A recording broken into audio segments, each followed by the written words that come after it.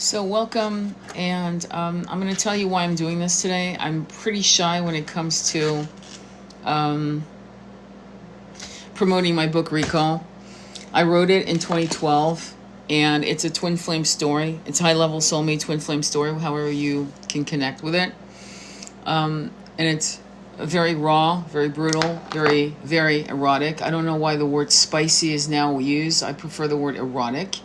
And erotic means that you're going into the deep sacred intimacy of people and how they express themselves with their hands, their lips, and their yoni and lingam. That's erotica. And there's no domination, there's no harm, there's no psychological manipulation. That is what I would call tantric erotica. And then there's deviant erotica, which I would consider is 50 Shades of Grey, though I had a client who I'd done hypnosis with back in 2023, and she had bought my book, and she was moving here and there. She's an amazing young woman. She just turned 30, and out of the blue, after 2 years of silence, she actually called me, actually texted me, and then eventually we spoke about how the book was changing her life. And I'm not really going to be shy about promoting my book anymore, because I've been hearing this for so long. When I first gave my manuscript to someone who was a teacher and dancer, okay, she was having ankle problems. She read my manuscript and started having dreams of living in China, where her feet were broken, to have the pretty little feet. Lotus feet is what they call it, I believe. It was called lotus feet. And so she had lotus feet. You can go look up what that looked like. Literally, they're breaking your feet when you're a little girl, and bending your toes underneath your arch of your foot. It looks like a claw, because they loved little feet. And long story short, she read my book, my manuscript. She had dreams, and suddenly she remembered this past life. It literally opened a memory chamber of trauma, of why she was having problems with her ankles, and how terrified she was because she couldn't run. She could not even walk unaided. And so she was trapped in a war zone. And that's all she remembered. And for some reason, the book, the way it's written, it goes back 3,500 years ago in Mesopotamia. And then it goes into 1997 as the Y2K conversion is moving into play. And it's very raw. It's weird too, because this kid had never, the only erotica, she called it erotica, 50 Shades of Grey, she'd read that. And I said, yeah, but that's, So we talked about how women in the ancient world had to use sex. Sure, there was soul connection. Of course there were, with certain men. But I explained to her how women had to use their sexuality, sensuality to manipulate men, to conquer men. And how that was their only tool, quite often, their only tool of survival.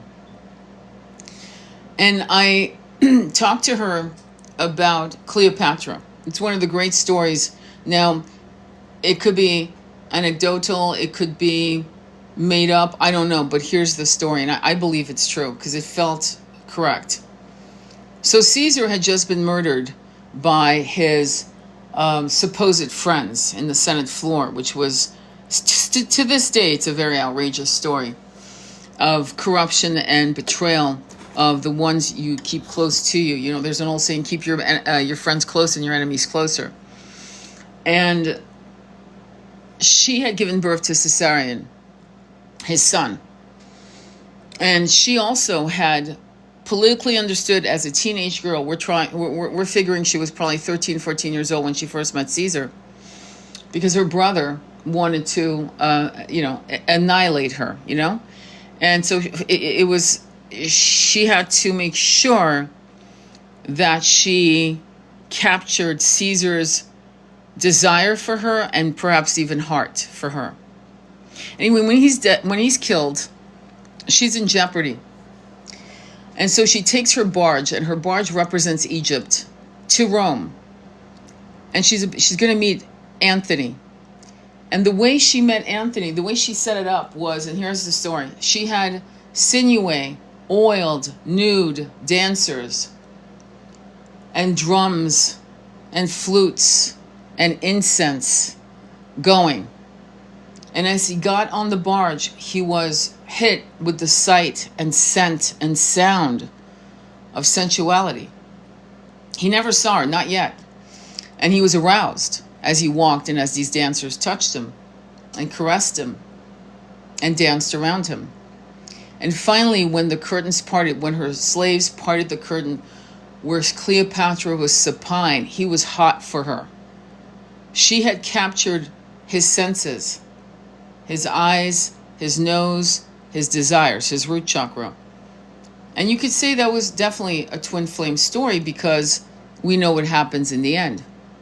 We know that Anthony, realizing when they lose, when Octavius takes Egypt, right? When they lose the war, right?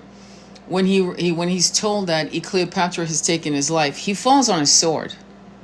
And when she realizes that she can't go through with it and that she's betrayed the love of her life, she runs to him, so they say, and cradles him in her arms, realizing what she's done. And then you know the rest. Her servants, the asp, the basket, and the way Octavian finds her. It's a twin flame story, there's no doubt. But you see what happens is that even though they fell in love, when Cleopatra understood that she needed to somehow harness Anthony's heart, she had to do it through his root chakra, his desire, his lingam, obviously, right? But then there was that soul connection. And women have been forced throughout the ages to do that kind of subtle, psychological, sexual manipulation to survive. And so Recall, my book Recall, and basically this is kind of like what you see here as the AI that I put together, is an example of how I imagine them in my book. She's Persian, she's a Persian queen, and he's a conqueror. And her survival, her children's survival depend on how she plays this man. But they're twin flames. So I'm going to read you the introduction because when I first, was trying to promote this book on TikTok, within 6 days, it was banned. Banned. And the reason why it was banned is because it talks about raw sexuality. It in detail. It talks about power. It talks about the feminine subjugated by a patriarchal system of war and steel and greed. And then it talks about the different nuances of how people, hopefully healthy people, connect with each other in the steps of the 21st century, 1997. And she said to me, and it's wild too, because when I wrote this book in 2012, which I republished, there's a lot going on in the publishing industry. And I said this in a live, I said that most of the self-help gurus are self-publishing. I'm going to bring up some titles of people doing that. Billy Carson, Veda Austin, and others. Because back in the 70s and 80s, there were still small publishing houses that held the great fight and still publish brilliant minds. But today, there's a lot of people just not getting published and there's an agenda in that, obviously. Back in the late 80s, when I think it was the book Lovely Bones, I believe it's called Lovely Bones, it was made into a movie, that was shopped. Literally, they were sending that manuscript out to various messengers. I think it was early 2000, like right 1999, 2000, I'm not sure the actual year.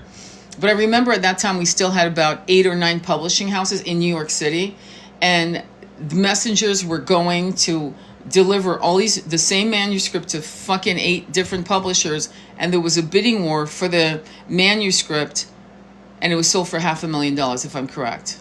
It was a bidding war. That shit's not happening anymore. And so it's much harder now for anyone who writes to not understand that self-publishing is the only way. Book, Twin Flame. So anyway, I'm going to read to you the book, and not the book itself, but actually the foreword, because it's important to me. And hopefully it might incite you to want to buy the book. It's on Kindle, and it's on Amazon as a hard copy. I personally would suggest the hard copy. But a word from the author. As I write this, Gaza is under siege. This was written November, what was the date? Hang on. November 3rd, 2023. The West Bank has fallen beneath greedy hands. Congo and other countries are right now under the onslaught of greed, whilst ignoring the debauchery of raping and killing of women and children. There was a time when white UK had people panicking, stocking guns, water, and food for the apocalypse. Nothing much has changed as 2012 brought us another promise of the world ending. Yet presidents came and went as we continue to progress as a people, as multi-dimensional light beings. In over 3,600 years, we have not changed much aside from the small rectangular communication tool you take for granted called the cell phone, which now has made every human being a potential boots-on-the-ground journalist. Maybe this is what will change us as humans, transform us to abhor war, genocide above all, to see every angle of these atrocities with our own eyes recorded by people like you and me. Maybe it is the darkest before the dawn. I believe in the basic goodness of people. Power, human sacrifices to gain wealth are still used by the powers that be. There are no words to explain greed and excuse it with violence. As humans, we have seen the impossible atrocities of slavery, the genocide and the subjugation of American Indians, the rise of the Third Reich, and the Holocaust. The Japanese internment camps right here on American soil, the genocide in Rwanda, the brutal truth of racism hidden beneath the agenda of a toxic patriarchal father knows best attitude again shakes our world. The attacks that is not real has fended off, and the revenge that takes over sense over mindfulness and empathy to the triggers that bring about repercussion has the world currently holding its breath. I am very aware of the human heart's great capacity for love and empathy, but I'm also very aware of how easy many humans choose to shut down and cement their hearts closed. Fear of being hurt is never an acceptable excuse to shut ourselves down from our humanity, and our capacity to love is the most precious gift we offer ourselves. I have witnessed magic within our human race, forgiveness of impossible acts so brutal that many of us could not forgive. Yet some souls rose above the chaotic voice of the false ego to offer forgiveness in order to seek refuge within the arms of peace. And so it is with our past lives. We will repeat mistakes and egoic-based illusions from one past life to another. Radical self-acceptance and recapitulation, self-forgiveness and repair is the only way out of the perpetual conveyor belt of repeating toxic loops.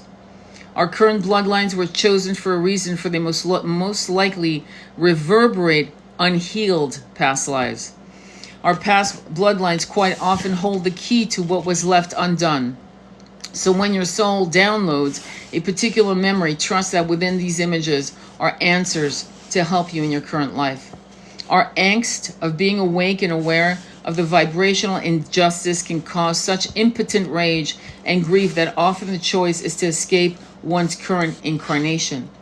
More is being asked of us, for we still don't understand the amount of power we hold with our will to create better.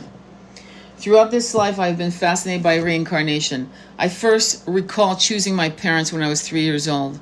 By the time I was 8 years old, I had a very focused view of the beyond, and I trusted in the unseen. Light beings visited me, though I would not call them light beings until decades passed and my understanding of guides began to expand. At 13 years old, I was a lone wolf and never quite fit in with others my age. I would take nude moon baths, somehow understanding the frequency of the full moon upon my skin could somehow feed me with a different energy in the way I sought sunbathing. I suffered from insomnia and would often stay up till 3, 5 in the morning, tucked snugly beneath my blankets. My little radio pressed against my ear lest I wake anyone in the house, voraciously listening to a random AM radio station interview retired pilots and other whistleblowers about Area 51 and UFOs. Many truths can barely be accepted by the 3D brain, aka the monkey mind. 3D logic cannot be trusted as absolute truth, since 3D logic is often based on the current norms of a society that has limited view of what is true and what is possible.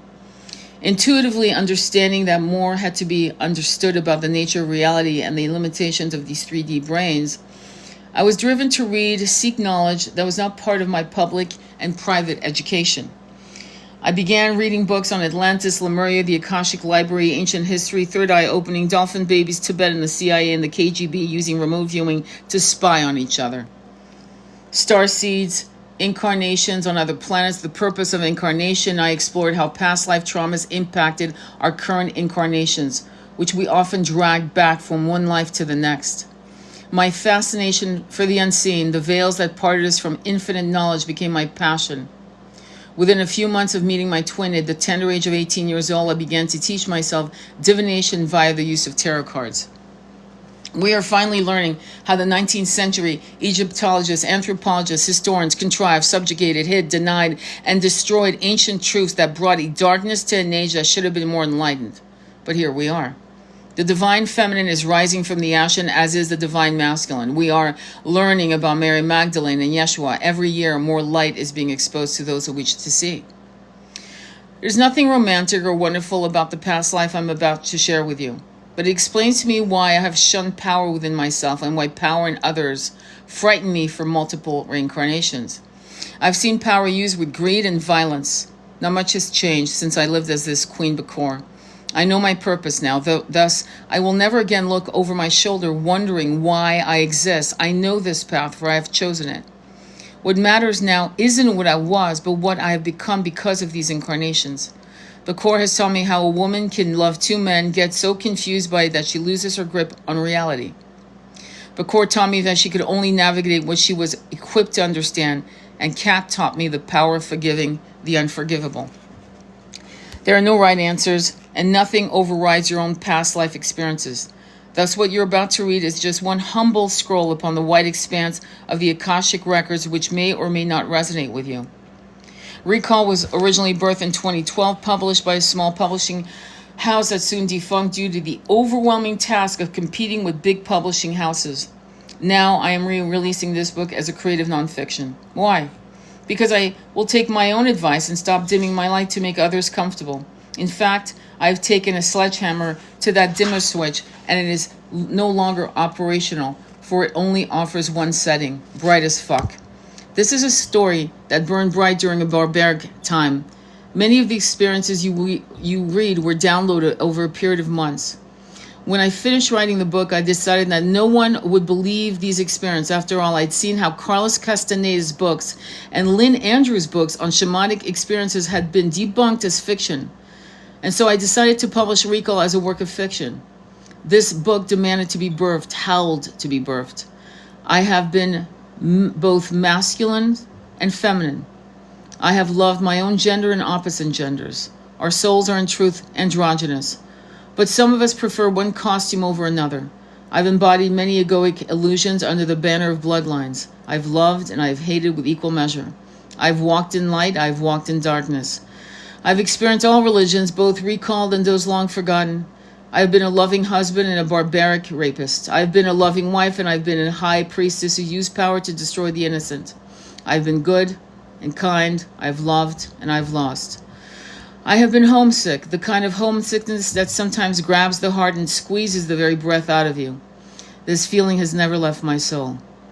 We all want to go back home. We'll accomplish the goal of going back home. None of us are exempt from that success. What matters is simple. What you do while you're here. What will you learn, release, forgive, heal, and teach? So understand this one truth: when you heal, I heal, and when I heal, you heal. That alone is enough to understand how we're all so connected. I hope that within the pages of this book, something begins to stir in your own soul to bring forth a past life you need to make peace with. Sending you much love on your journey. Namaste. And then there's a dedication, and then I will start with the Fertile Crescent. I've read it before, but I think I'm going to read it again because Again, prologue, the Fertile Crescent, 3500 BCE. 30 sunrises had brought forth the image of a god, tall as the cedars that grow in the forest of Besh Hadam. This warrior's face was shielded from view. He wore a ram's headdress, and clenched between his hands was a sword which he raised towards the heavens, his head thrown back, releasing a howl that rose like smoke from the bowels of his being. There was always blood on his chest and hands dripping upon his bare thighs onto the floor. I always awoke with the sound of his cries echoing within the walls of my mind, and would abruptly sit up, shivering and sweat-drenched. The bottoms of my feet trembled, as if I'd been running. I would lie awake for hours before Malik rose. It was that very vision that brought me before the oracle. She lived in one of the many caves that overlooked our green valley. I sat upon my heels and felt ill in my being, and my belly trembled like 100 butterflies were trapped within. I had not spoken of the dream to Malik, nor had I told him that I sought her this day, for I felt that to speak the words to him would unleash the dream from within me into the bright sunlight of our world. So when she uttered the following words, "You are not from this world," I was baffled. "Who is?" I answered softly. For who could tell from whence our souls came? Had we not been created by the great mothers, Isis and Ishtar, or had we come from the stars, as my brother had often told me? She ignored my answer and allowed the silence to hang between us like a winged spirit that hovered above us for what seemed like an eternity of breaths. 2 torches hung on either side of the cave. Their flames moved and swayed as a cool wind blew in from the opening. It cast brittle shadows upon her ancient face, her hollow cheekbones jagged beneath the circles of her obsidian eyes, as if devoid of a soul. Her hair was alive, eternally youthful, swimming about her hips, undulating, rich and fertile as the land she came from. It shone blue-black, without a streak of white. So it was her face. Ah, yes. Her weathered face, which had taken the toll of our tales as a people. Wrinkle by wrinkle had sunk their story until she was no more than a skeletal visage, overlaid by white skin mapped by very fine little blue veins. She had been my mother's oracle, and her mother before her. No one knew how old she was. Though her ugliness made me shiver with revulsion, I needed to know what my dreams meant. We were a kingdom abundantly blessed by our beloved goddess Ishtar, mother to us all. We were the people of the Fertile Crescent, and that meant that we were a prosperous people. I nodded for her to continue. Her voice was low, yet unravaged by time and as clear as my own. One day, your great hanging gardens will be remembered beyond this time. Man of a faraway future will fly in strange chariots, and yet they will speak of your gardens with great admiration, but your name will be lost. She paused, never once looking at me. I stared at her, my eyes wide with question. Explain yourself, woman. They will remember your gardens, but my dear and noble queen, you will be forgotten. You will be inconsequential as the dust beneath your feet. I was not here for trite prognostications. I had sought her in order to get this man out of my dreams. I wanted the howling madness of his cry out of my head. What did I care if my gardens were remembered? I wanted to ensure my kingdom's safety. She rose abruptly and disappeared to the innermost room of the cave, returning with a small goatskin bag. She poured the contents upon the small carpet that lay between us and the bones of a fetus that had been sacrificed for such prophecies. Spilled out. So that's pretty much the prologue. I'm going to go on and skip because I want to talk about Lilith, okay? Because I think it's important. Because in this book I also talk about religion, which could make you very triggered. I read somewhere that Lilith was Adam's first wife. God created them instantaneously, which made them equal in every respect. They were said to be created in God's image. Lilith was a spirited, sensual creature. She wanted to fuck Adam and ride him to the promised land, so to speak, and Adam refused, shocked by her wantonness, revolted by her desire to straddle him and take his power. How dare she? He was furious. I can imagine her derisive laugh. He wanted her submissive and grateful. He wanted her on her hands and knees, with her in the air waiting to be rammed. A battle of wills erupted. Adam lost. Lilith stormed out of the Garden of Eden to seek other amusement. She stumbled upon an orgy and partied her ass off. Meanwhile, Adam was in a rage. He whined to God that Lilith was disobedient. He pleaded for a new companion. So God made Eve, from Adam's rib. Eve understood her place. I'll continue. I'm going to skip. So part of this book, and I think that's also why it was banned, is because it's irreverent, and it talks about Catholic religion, the debates, not just the Council of Nicaea, but the debates on whether women had souls. And this whole idea of how women were viewed 2,000 years ago.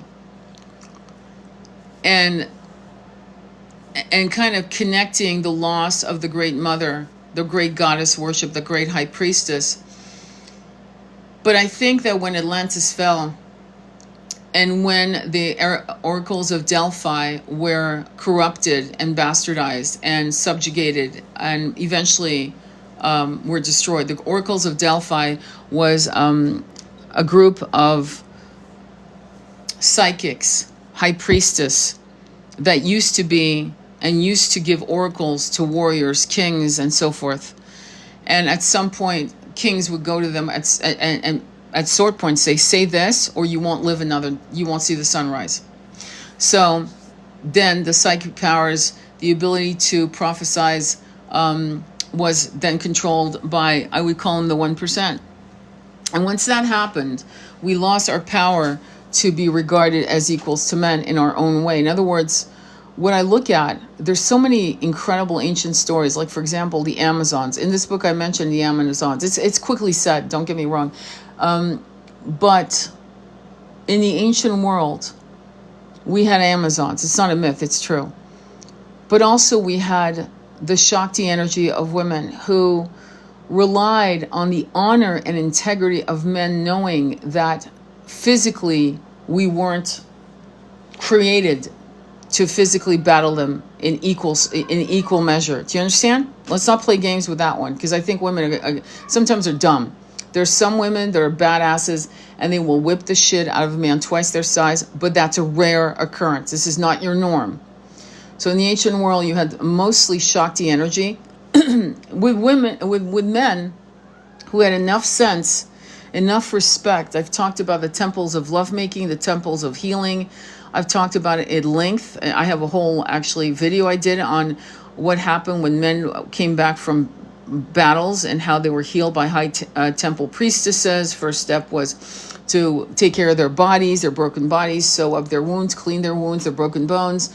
Then the psychology of it, which was these temple priestesses would allow these men to howl and rant and rave and cry and weep, and they would hold them. And then the last thing these temple priestesses would do is make love to the men, heal them completely from crown chakra, consciousness, spirituality, and then sexually, and send them on their way back to their villages, their wives, whatever. Do you know?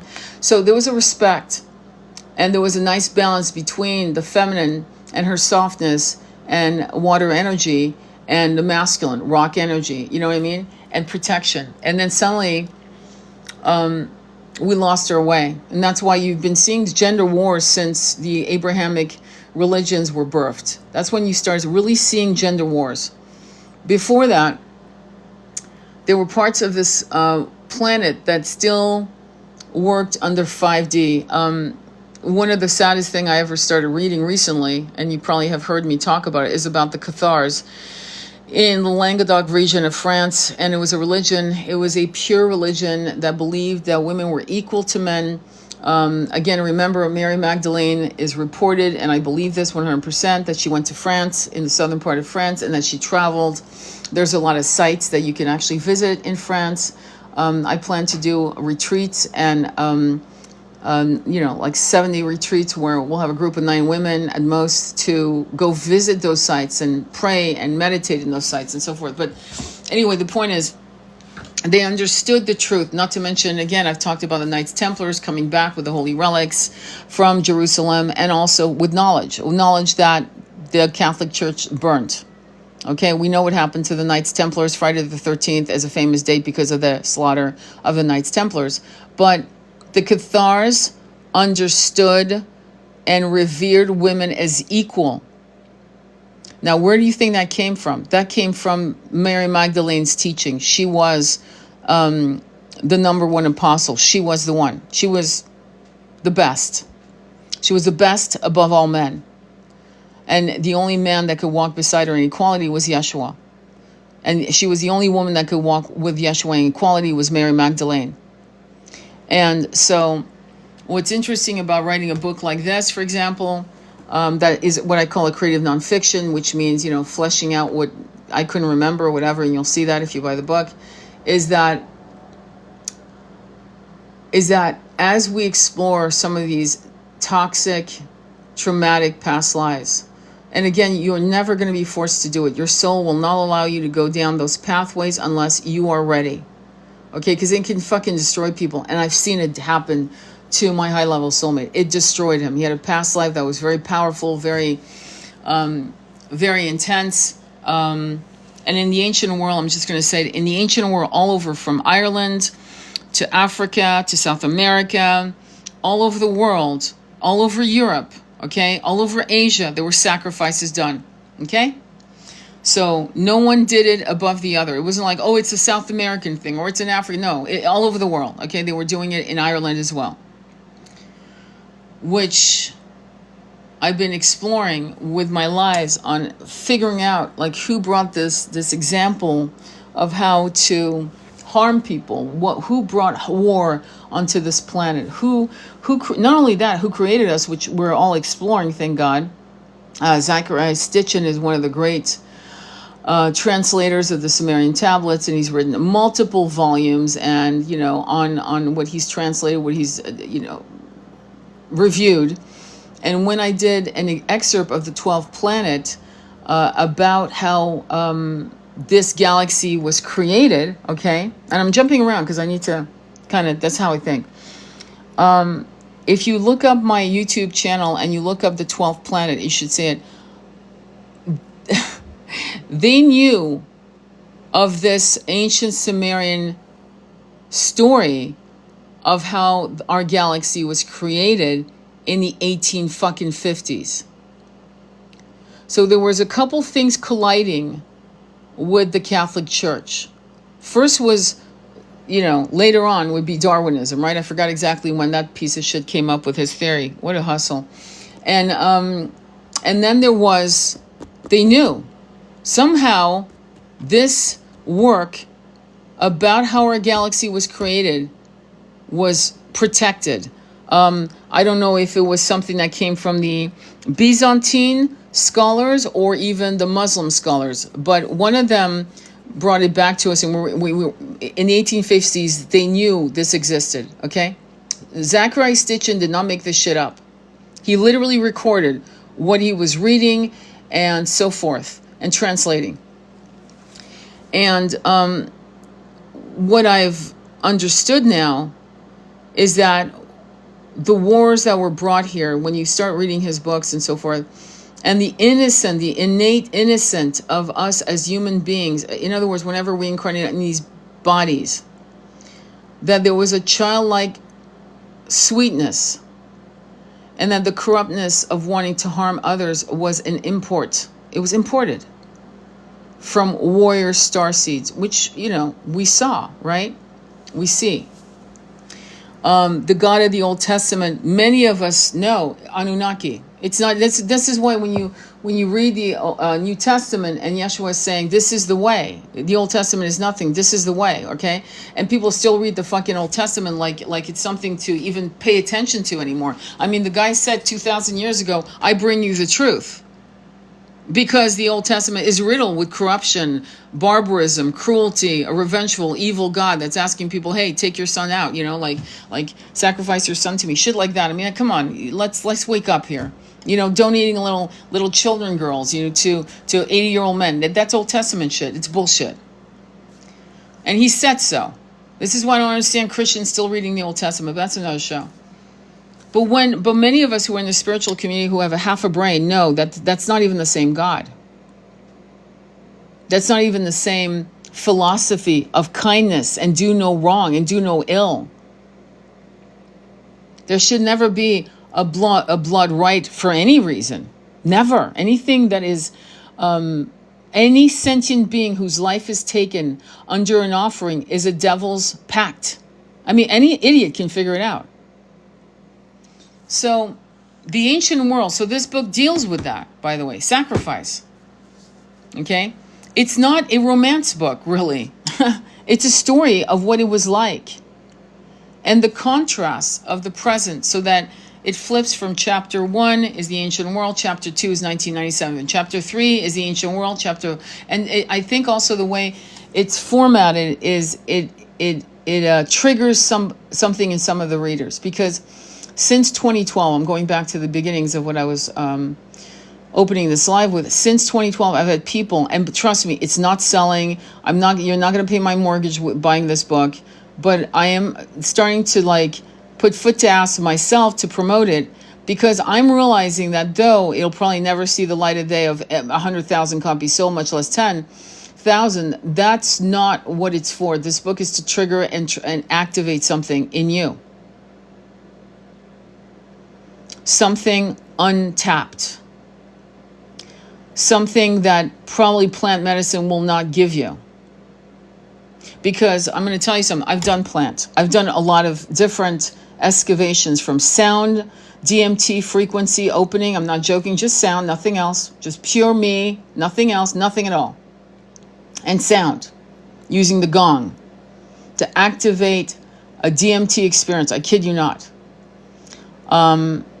And then I've done plant with some of the great shamans, in my opinion, like the fucking real deals that really give a shit about their clients, for example. But I've also had past life activations, somatic ones, by the way, by just, I swear to God, just walking, going into a Zen mode, going to an altered state of consciousness, and suddenly I'm not in my body anymore. I'm walking and I'm a man. And I'm having a flashback of a past life.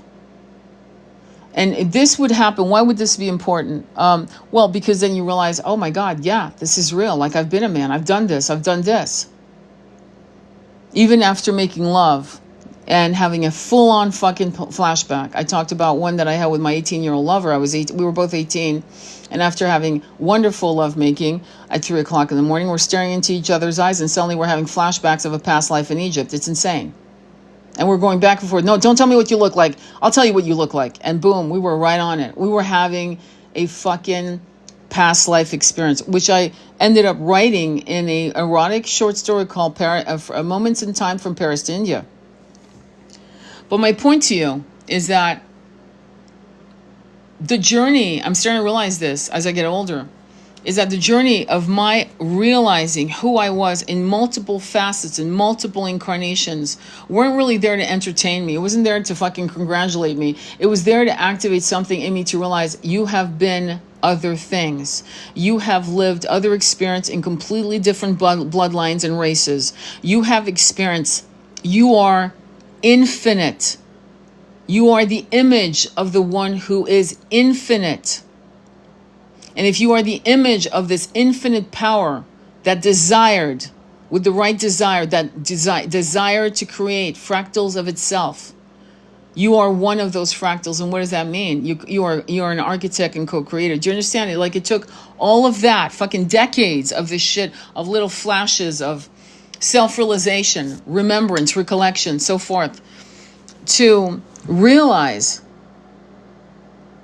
what I and all of us, of course I'm experiencing through the eyes of me and I, right? Witnessing it and so forth. But realizing that all of us are these amazing architects, and how we are now the cattle of humanity because we have been, I always say, lobotomized, spiritually lobotomized, where our third eye is completely shut. And when we do have images like that, we've been so well trained to be like beasts of burdens, if you will, right? That when we do have downloads like that, we second guess it, gaslight ourselves, and then forget it. Or we refuse to really look at it and turn it like a Rubik's Cube, like turning it over and over and going, what about this? Well, what if, I do automatic writing, by the way, now. And I connect with my twin through automatic writing, through meditation, so forth, right? Because why? Well, because I'm such an open vessel now, because I've been so exposed to so many things, right? That I believe. And I've been also tested. It's like having a quiz, a pop quiz, with corrupted downloads. I know what it feels like to be stepped into. In other words, another energetic soul with none of my permission stepping into me. I've had that experience a couple times, and it's fucking not pleasant. And it's funny how in the movie Ghost, and I saw this when I was in my 30s, the movie Ghost, Whoopi Goldberg gets all freaked out. And whoever wrote that moment fucking captured it. Because that's exactly how it feels.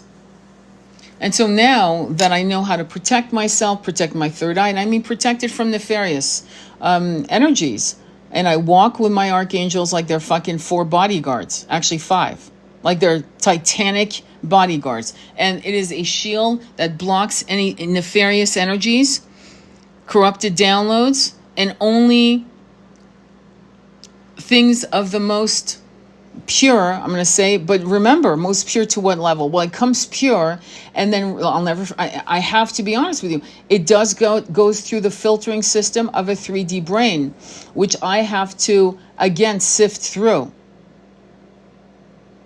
But sometimes it comes right through in its purest form.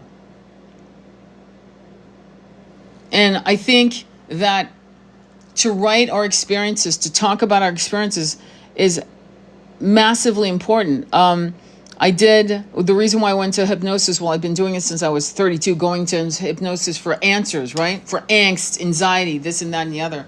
And, then when my high-level soulmate died, the father of my son, and I was absolutely fucking grief-stricken because he died of a heart attack, like it was boom, which is a mercy. It's not a mercy to us who stay behind, but it's a mercy for them, to be honest. Like, that's what you want for someone you love. You want them to just, boom, go. If they have to go today, let it be like that. You know, that's my philosophy. You may have different, I've seen people die, so I kind of know the difference.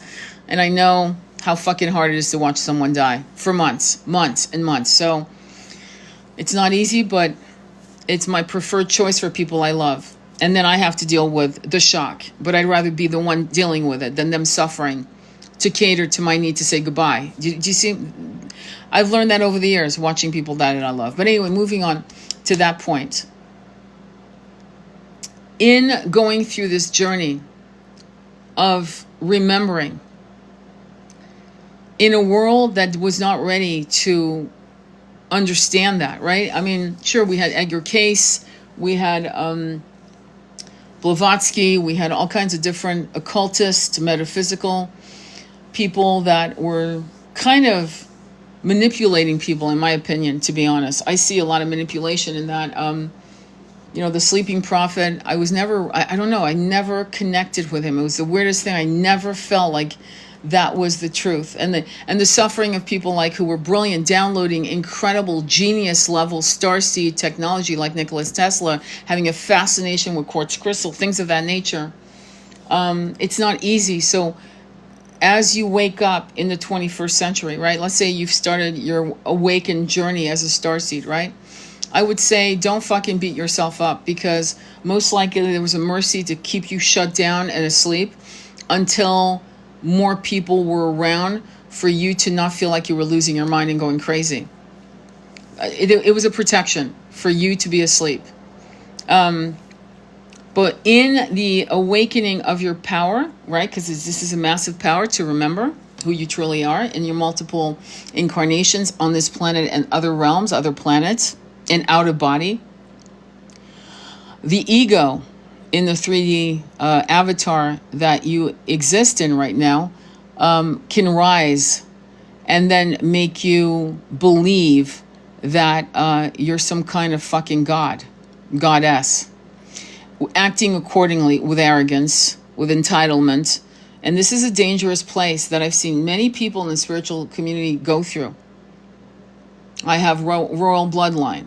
I have this, that, and the other. I am a chosen one. Shit like that. Shit like that is actually going totally the wrong direction.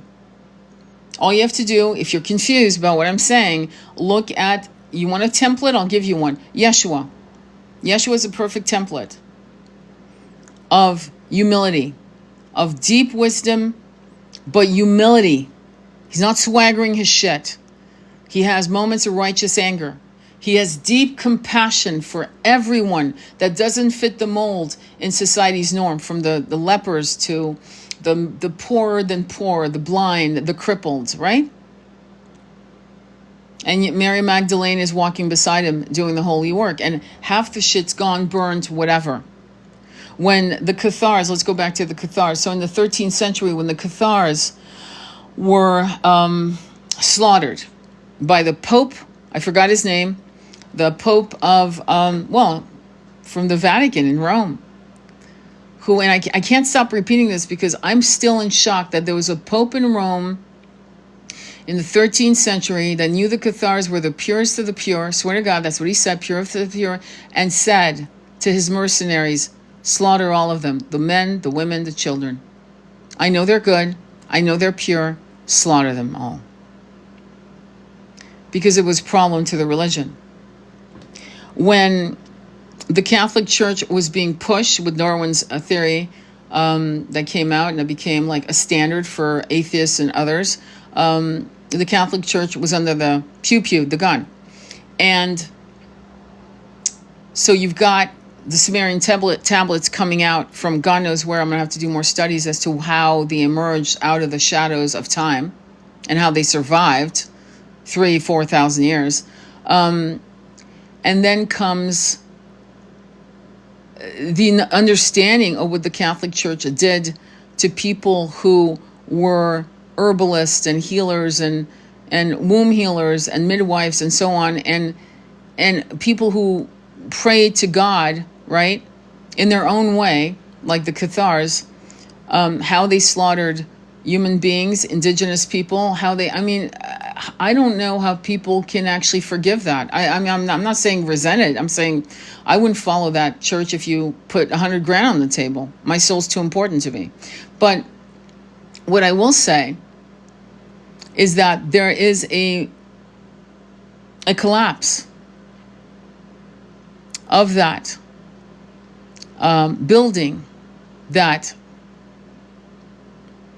structure of oppressing those who did not toe the line. If you were not a Catholic, if you took your own life, the judgment, the evil judgment, if you were a woman, and while these popes had mistresses and bastards, children from their lust, and how they played king's games on the and yet following Yeshua. I don't understand, how can you follow Yeshua and wear these robes, these woven robes, and drink from gold cups when you knew that he was a carpenter at best? But anyway, what came out in the 1920s and 30s was that Yeshua had been in Tibet. And I've read at length about that from Elizabeth Clare Prophet's books, giving her credit. And she has 2 books that she had published. One was about Mary Magdalene, which as soon as I found out about it, I bought it straight away on eBay, just so you know. And the second book on Yeshua, which is an incredible fucking book. And it talked at length about Nicholas Notovich when he first sees, recorded writings of Isa, aka Yeshua, aka Jesus Christ, and who was there in Tibet being trained. So the Catholic Church is dealing with a lot of things in the 1800s, in the late 1800s, a lot of shit. Their power is in jeopardy, right? And so, and the way they held power was to always burn everything. So whatever the Cathars had kept, maybe ancient writings from Mary Magdalene herself. Seriously, I'm not joking when I say that. Because there's a story that she lived in a cave for 40 years. And if she didn't write it, let's say she didn't know how to write, though I doubt it, being a priestess of the Temple of Isis, if she didn't write it, one of her followers would have written it. on vellum. Okay? And they would have kept it. But if the Cathars had her writings, right, what would the Catholic Church have done when they slaughtered the Cathars? Well, what does that mean? So it means you burn everything. Everything. Sound familiar? And if she was there, right, and her writings were never brought to the Arabic world, okay, right? Because by the time people understood its value, right? And they were such humble people, the Cathars. They would have copied it, sent it to Italy, little hamlets in Italy. I mean, apparently the Catharic, I'm going to call it the Catharic religion, but anyway, was spreading all through France. The noblemen of France loved, noble women, noble men loved this religion, this belief system of equality and generosity. It was very popular. It was also about self-realization. And they felt like the Catholic Church was actually praying to Satan. I'm not kidding. Well, if you read the Old Testament, can you blame them? And they knew the truth because they still had the teachings. And this is all religion. The teachings are usually verbal for a while, sometimes 100 years, sometimes 300 years, 400 years before it's written. So there's a problem with that, by the way, because it gets diluted over time and people put in their own opinions, their own edits as they repeat the story. And the story gets a little warped. It's like seeing an image underwater at some point, right? So you're not getting the whole picture. You get a sense of what it looks like, but not the whole truth in every detail. And that's human nature, unfortunately. They call it the phone game, you know? You used to do that in summer camp. So my point is that as we go through this understanding, once you sit in reading your books, right? Because I think books are like your allies. Books are the most important things you could ever own. I'm not a big Kindle fan. That's not my thing. To me, I love to feel the books, and they are your allies, and they also emanate an energy in your home. But as you read these books, you start putting two and two together. And as you read books like a buffet, like going, let me read some Zachary Stitchin right now. Let me now read this right now on Yeshua in Aramaic. Let me read like Yeshua in Aramaic. And I'm so glad people are now doing videos on Yeshua in Aramaic. It's blowing my mind. I'm so happy because Yeshua in Aramaic, meaning translated directly from Aramaic to English, you now read words that you were told were X, Y, and Z, and you're reading someone who's speaking like we're speaking about 5D today. It sounds exactly how we speak today in the spiritual community. So I'm going to paraphrase something I learned. I was telling this in TWINFLAME, and it was, I wish my book was down here. But anyway, it's, the truth shall set you free, right? John something and something. I forgot the numbers. This truth shall set you free. Well, in Aramaic, it means release what holds you back. Release from your heart what holds you back, and all truth will be revealed. That's actually what it says. Not the truth will set you free. Release what holds you back in your heart, and all will be revealed.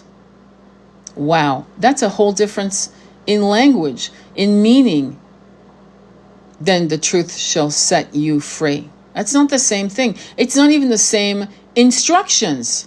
Release what holds you back in your heart, and all will be revealed. Paraphrasing, not exacto, but you get the picture, right?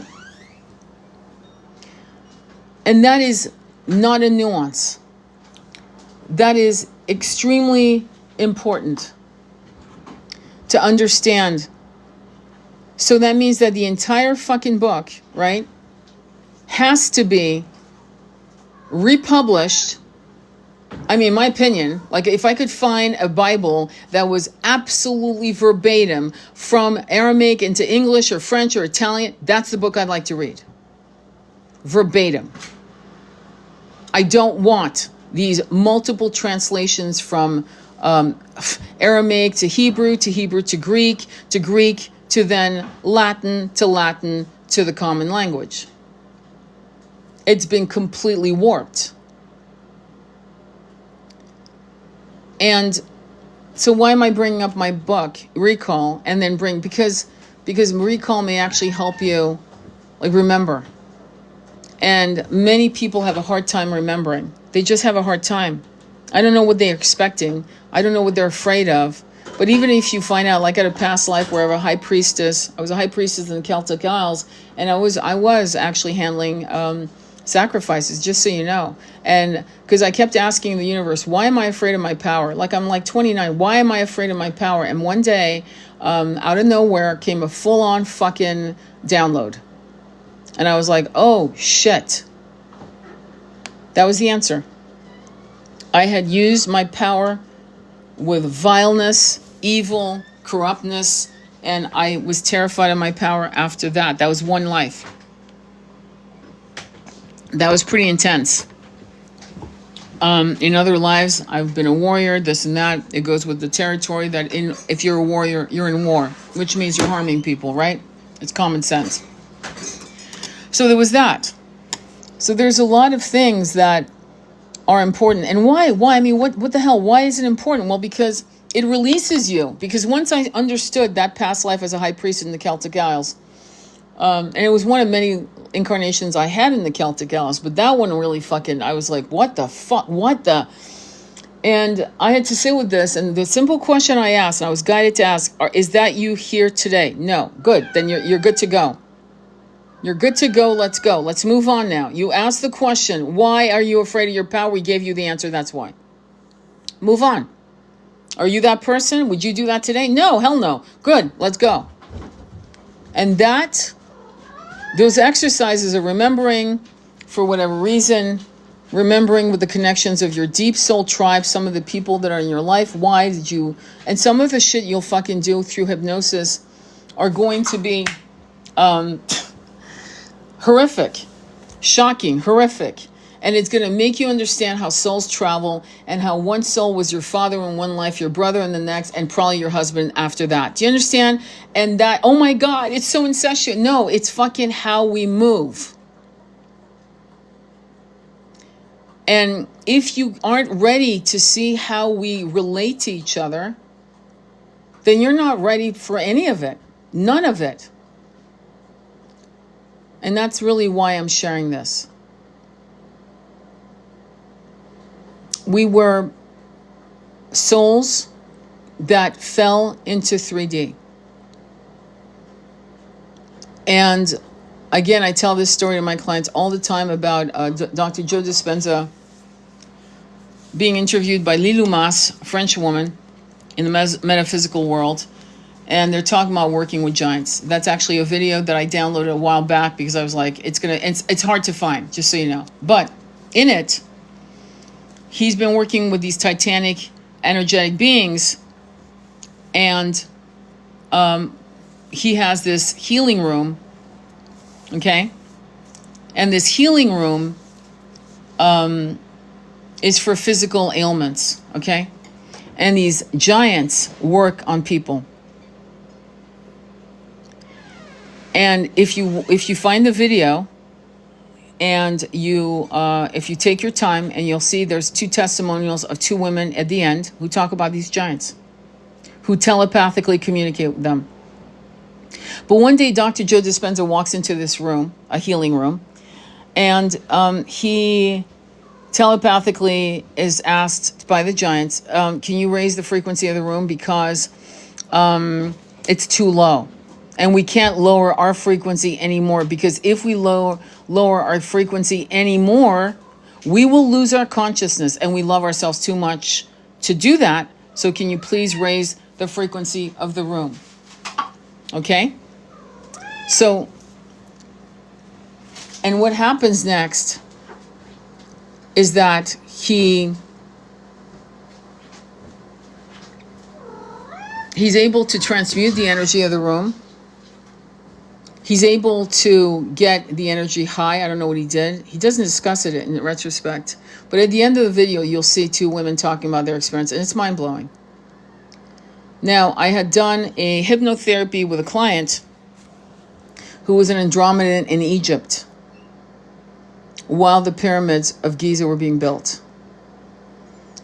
And I remember doing an Akashic reading with another client, and she was an Andromedan, And she decided that she wanted to understand the human experience in these sentient bodies, in these kind of clunky brains compared to their brains, which were on a 5D and above level.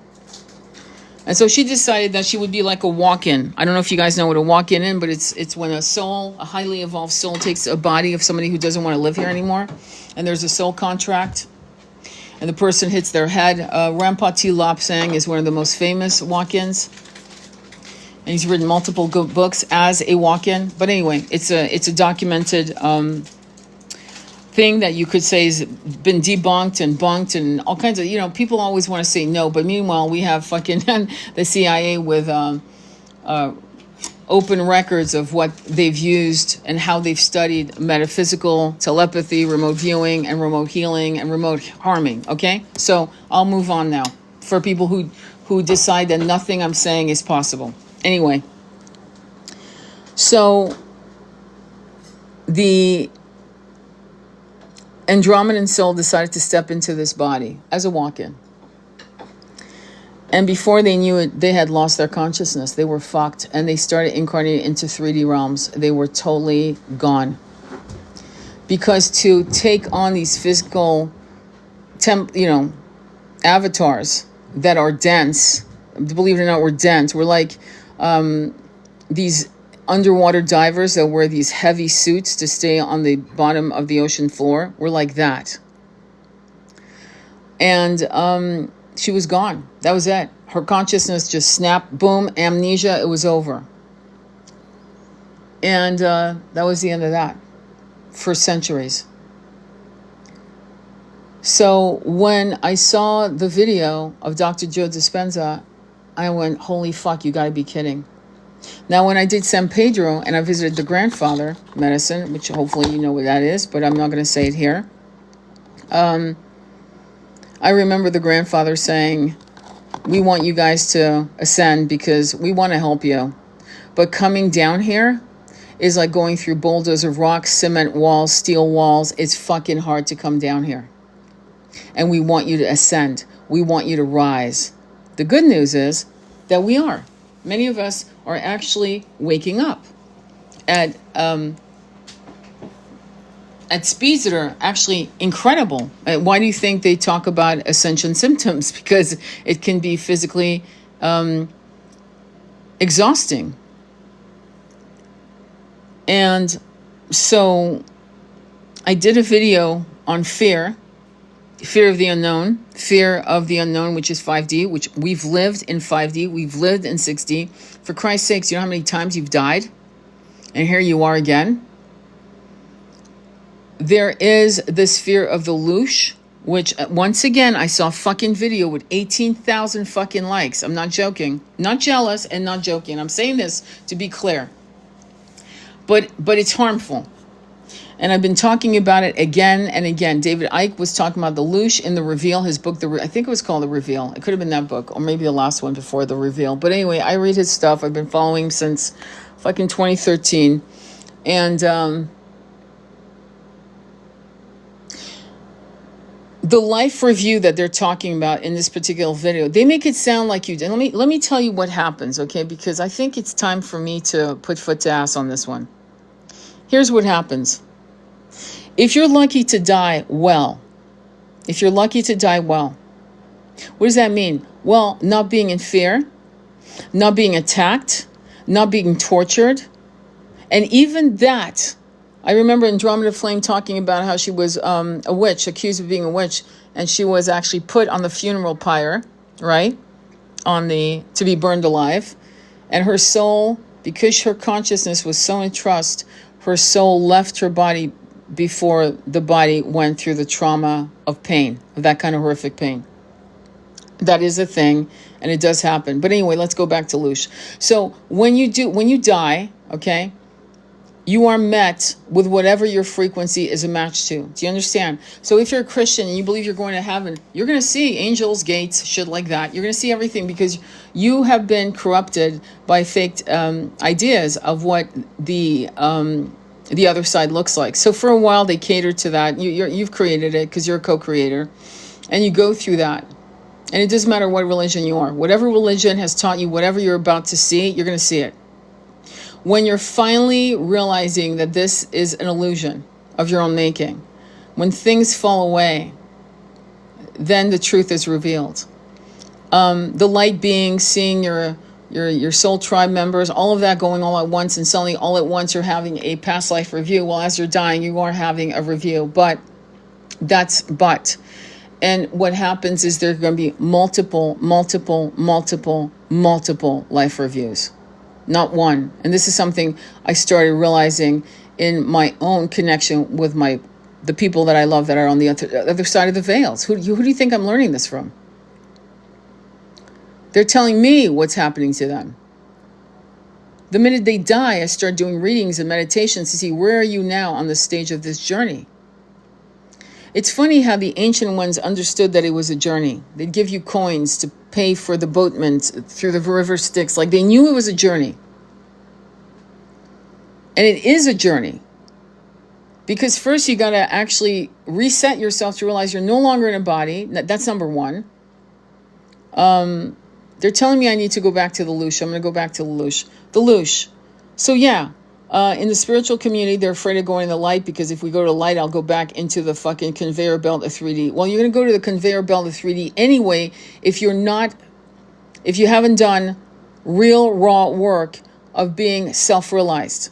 That's common sense. It doesn't matter what religion you follow. It doesn't matter if you're a spiritualist. It doesn't matter if you're a yoga master. It doesn't matter if you're a Reiki master. If you have not done the true work, you're not going to feel worthy anyway, and you'll go back into the loosh, the loop, the whatever. But if you've done the work and you've made a pact with God, the universe, the planet, this, your soul, and this, and all of this, and you are practicing death. What does that mean? Well, during your meditation, practicing your consciousness, making sure that it's no different than a woman practicing. If a man grabs me from behind, what do I do? Well, in this case, it's nicer. When I die, what kind of consciousness should I practice? Well, one of love, one of absolute love and surrender, one of gratitude for this life, and one of gratitude of going home. And what does that do? Well, it propels you not into a loosh, not into illusion, but into a frequency match of high vibrational love, which is what created you in the first place. God, universe, source. There will be no traps. There will be no creators. I'll give you a hypnosis that I just had with a client Sunday. So as we go, because we did an LBL, Lives Between Lives, and she couldn't go deeper into it because I think it's new to her, but I'll tell you what happened. As she saw herself dying, she went onto the other side of the veils, and there were, you can call them little gray men in her. That's how she saw them. Okay, the mind is still working in using symbols, whatever it's comfortable with. So there's these little men, these little gray creatures, I'll say, not men, gray creatures, and they're beautiful. Don't get me wrong. They have big eyes, this, that. And they go, hey, you have to go back. And I said to her, because I'm working with her, and I'm supposed to be her guide. And I said, tell them that you need to see your true guides. Go beyond this. Don't accept this. Keep going. What do you see? And at that point, what was revealed is her guide, who walked up towards her and started instructing her on what to do to not come back. It's like AI. You don't take the fucking first answer as God's, law. Yet people do all the time. I see them. I see them doing ChatGPT on one question. You guys are all leaning in and bated breath. The one question, and then the answer is spat out as if that's the answer. Instead of going deeper. No, hang on. No, that doesn't sound right. Go deeper. People don't question AI. Just like people don't question when they die who comes up to them. They don't question, who are you? No, I want to talk to the boss. But what I see with people who really understand this process of dying, because it is called the art of dying for a reason. And the art of dying is practicing your consciousness, practicing where your mind is, practicing where you want to go. What you want to experience. And trusting that intention will catapult you there. And you might even want to rest. And then what I saw, what was shown to me, is that there's the first life review and there's the digestion of it. Then there are multiple life reviews that also contrast with other life reviews from other past lives to stitch what you learned, what you didn't learn. And it doesn't mean that because you didn't learn that, you need to incarnate again to be, I don't know, whatever. Like a girl that lives in the West now in Montana because you didn't ever experience that. You don't need to experience that. The most important thing that you have to show to yourself as your soul mastery of empathy, giving a fuck about other people, caring about everything. And in empathy, which is opposite of compassion. Compassion is, I'm glad it's not, I'm so sorry that happened to you. Empathy is, I'm walking in your shoes. Right?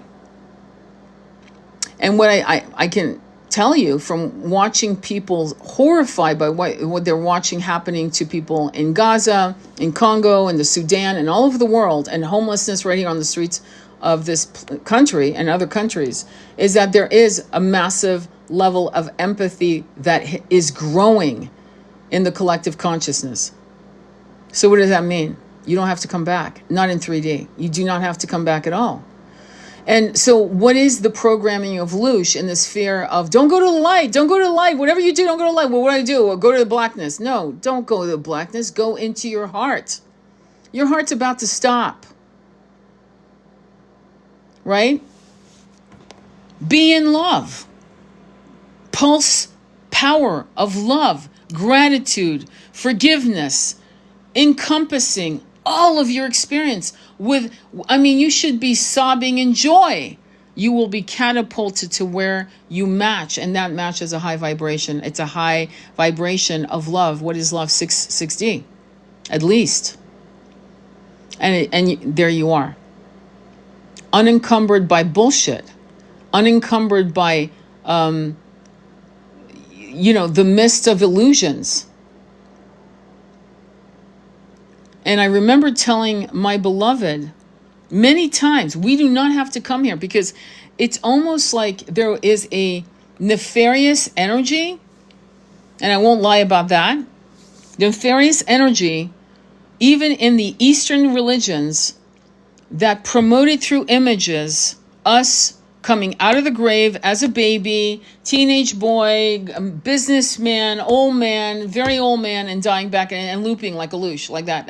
That's a well-known painting in the Eastern world of spiritualists, okay? That's a very well-known painting. And I remember in 2016 saying, we don't have to come back. I don't know how the fuck we're going to do that, but we do not have to keep doing this. Like I have been on this human planet, in this systems, various systems from Lemuria all the way to here, okay?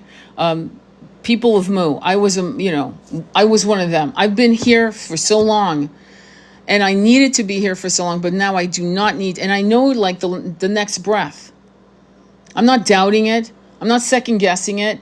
I'm practicing dying so that when it happens, I'm not fucking panicking because I've been very lucky, very blessed to watch people die and hear how other people die, literally begging not to die, literally grasping at the air. What do you think is that consciousness? It's a dense consciousness. It's a consciousness of fear, of panic. And so all the illusions you were fed, depending on what your cultural template, your foundational beginnings, how it started, Catholic, Jewish, Muslim, Buddhist, whatever the fuck it was, right? If you honestly hold on to your identity, Tibetan Book of the Dead, forget who you are not John Doe, you are not John Doe, forget, that is all an illusion. They're not saying go to light. They're going, go to where? Go to where you belong. Go home. You know where home is. You've been in home many, many times. You've been home many, many times. I first understood this, I think, when I was about 15. I read a book because I was reading a lot about reincarnation and hypnosis. I was big on hypnosis. That's why I do it for a living now. But anyway, and I remember hearing this story of this World War I pilot. Red Baron, these guys, in the air, fighting each other. And how he died at 18. He was shot up in the air. He died at 18, and right away he wanted another body. And I heard cases after cases of people incarnating who died violently, World War I, World War II, other wars, and who just wanted a body. They didn't give a shit. They were like, I want a body. I got to go back. And I think that was a truth for us. And to be honest, it was lives cut too short, or unfinished business, or unrequited love, or even revenge. I'm not kidding. Like revenge. I read all kinds of stories. And the reason why I started really believing that, I remember my mom, I think I was about 12. My mom had read an article in Paris Match. I think I was probably 11 or 12.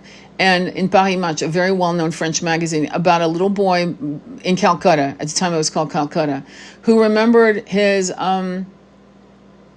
wife. He knew his wife's name. He knew his sons. He knew the neighbor. He knew that the neighbor owed him money. It was insane. The kid was 8. And his parents had taken him out of Calcutta into a little village. And sure enough, there was no doubt that he was the reincarnated of this man who had died. And he knew things only his wife would have known. So, you know, you can be an atheist, you can be a non-believer, it's up to you. I don't give a shit. I'm not here to actually convert you at all. I don't have time for that. But for those of you who believe, right, in that you've had past lives and this and that, I want you to know that it's not about you saying, I'll never come back here. It's not about you being angry. I used to be like that. In my 30s, I was like, I hate this fucking place. I hate this fucking place. I don't want to come back here. I understand that sentiment very well. But then an evolution happened as I started writing my poetry, and I realized that actually I fucking loved it here. I loved all of it. As I got deeper into my memories and also the diversity, I'm always talking about the diversity of this planet. And the deeper I've gone into my hypnosis sessions with my clients, and I see what's on the other side of some of the other planets that they live on, it's not so diverse. You know, Avatar? Yeah, it's like that. Oh, I love that. Yes, but it's not diverse. Did you notice what I said? It's not diverse. That's the very magic that's been used to pit us against each other. That's the irony. The very magic pitted against each other, to fracture us from each other, to feel like the separation. But going back to Deluge, you have to practice it. Meditation is a way to practice the moments of your death. When you know you're dying, there are people right now who are going to die of cancer right now in the next few minutes. Some of them will go into a coma. But if they know that they're dying, and if they know they're about to go into a coma, right, they know. They're getting tired. The most important thing you can do is fill your heart with all the love you got and just keep pulsing it until you're no longer conscious. And keep pulsing it until your last breath. As if you're unconscious, this will continue as a default pulsing of power. And most likely, if you're in a coma, you've already left your body. The body is still breathing and pumping blood, but you're already levitating. You're already looking at the loved ones looking at you. You're already there and you're moving. You're getting ready to let go. The silver cord is going to snap at any moment now. And once that snaps, once you look down at the people that are surrounding you, say you're lucky to be on your deathbed, or like I had my beloved's friend, Roy, his name was Roy, was chanting a mantra. He'd been hit by a car he was in a motorcycle accident, hit by a truck actually, and he was dying. And he started chanting and chanting and chanting a Sanskrit mantra until he died. He was keeping his energy high in a place of surrender. And that's all you have to do, and trust where you will be propelled. And that's why we have to practice the art of dying. That means you have to forgive yourself, forgive others, let go, not feel guilt, not go, oh my God, you will most likely eventually drop your body with unsaid things. You can't say it, but if I were you, I would journal. I would talk to the people I love even through my journals and let them know, but I would let people know that I love the shit out of them. I would do as much as I can in this incarnation, and I would allow myself to say, well, I did 75% of my list. The 25%, fuck it. We're good. Someone else will take up that. Someone else will take up the baton. I can move on. So there's no regret. There's no fear of the unknown because you've done it before. And you've done it multiple ways with multiple consciousness. Some with fear, some with anger, some with rage, some with sadness, some with whatever, right? But make this time the most glorious last breath. Let it be something that you actually look forward to. You're fucking excited. Like, I can't wait. This new adventure. My God. And that consciousness, do you really think it's going to take you back into the loosh? I mean, come on, think about it. Rather feel it. Feel what I'm saying. But you know what? If I wanted to get 100,000 likes, I can sell you fear. I can sell you fear all day long. And you will like my video, and you will like what I say, and you will follow me because, oh my gosh, she knows something. She knows it's a prison planet. It's a prison planet if you think it is. It's a diverse, beautiful planet if you think it is. It's a 5D planet that is emerging if you think it is. Thought become matter. I say it again and again. And if the alphabet government channels didn't think that the things I'm saying to you, things that many people have written, smarter than me, written about meditation, remote viewing, remote harming or healing, other things on that spectrum, they wouldn't have studied it for decades. Never. They would have never studied it. They would have said, yeah, it's all hogwash. It's all mumbo jumbo bullshit. Let's move on. We got better things to do. But they have studied it for fucking decades. So what does that say?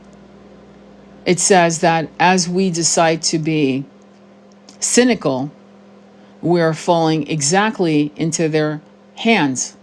They don't have to manipulate us or control us because we're already doing self-harm by being ignorant, by rejecting the unseen.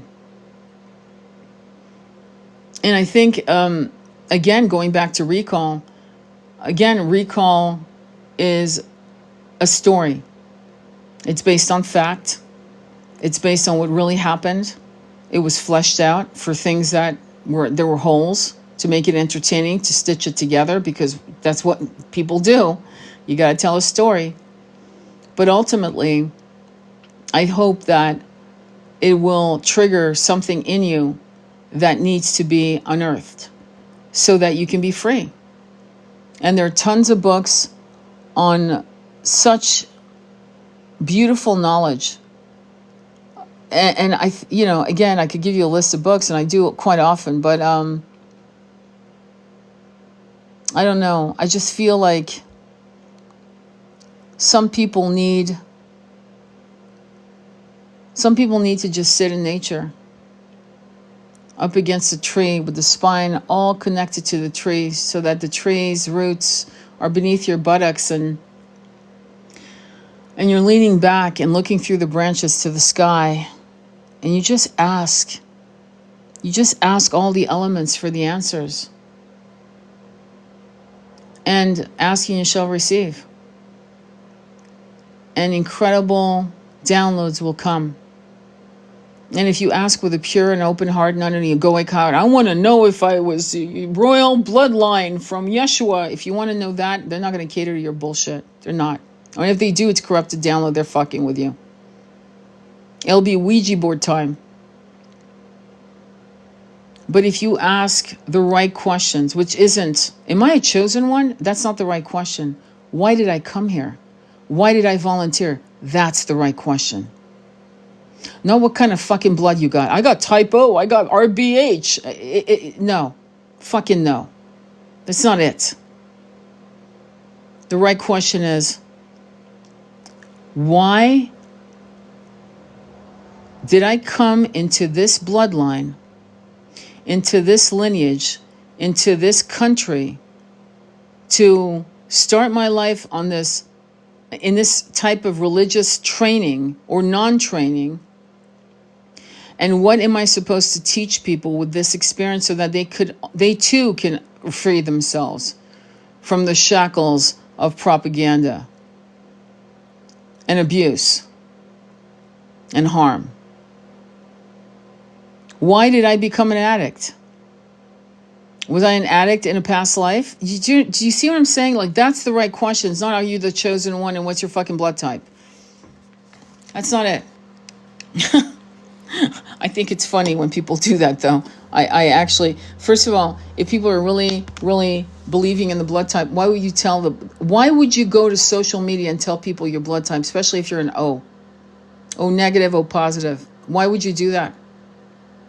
The level of unconsciousness is brutal out here. And everyone wants to feed their own ego. Again, if you're confused as to how to walk with power and humility, use Yeshua as a template. I think it's a perfect template. He was powerful. He didn't take shit. He understood righteous anger. And yet he was loving and, accepting, non-judgmental of all. Perfect template, in my opinion.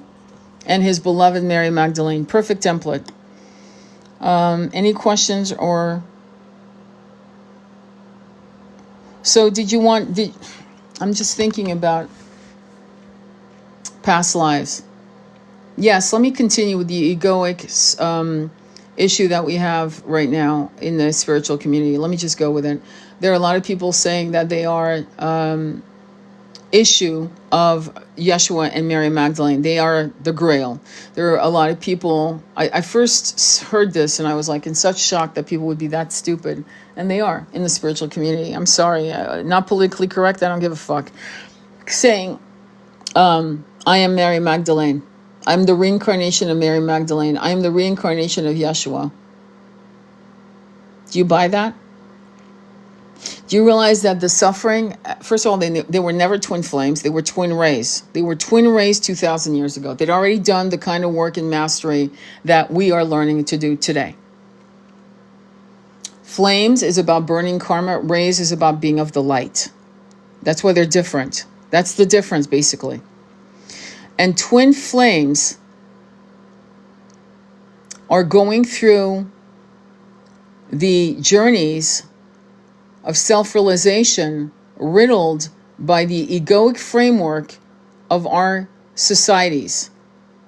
Okay, it's brutal, it's painful, and it has to be so to make you question why your twin is X, Y, and Z, and why you are X, Y, and Z. You know, why you're different races, different religion beliefs, different age gap. If there's one of the things I know about twin flames is there's all kinds of different challenges that are like, it looks impossible. I did a reading yesterday, a tarot reading on the masculine. You may want to check it out. It's on YouTube. And, but past lives, let me think of another. There's so many. Okay, yes, this is important. They're telling me to tell you that.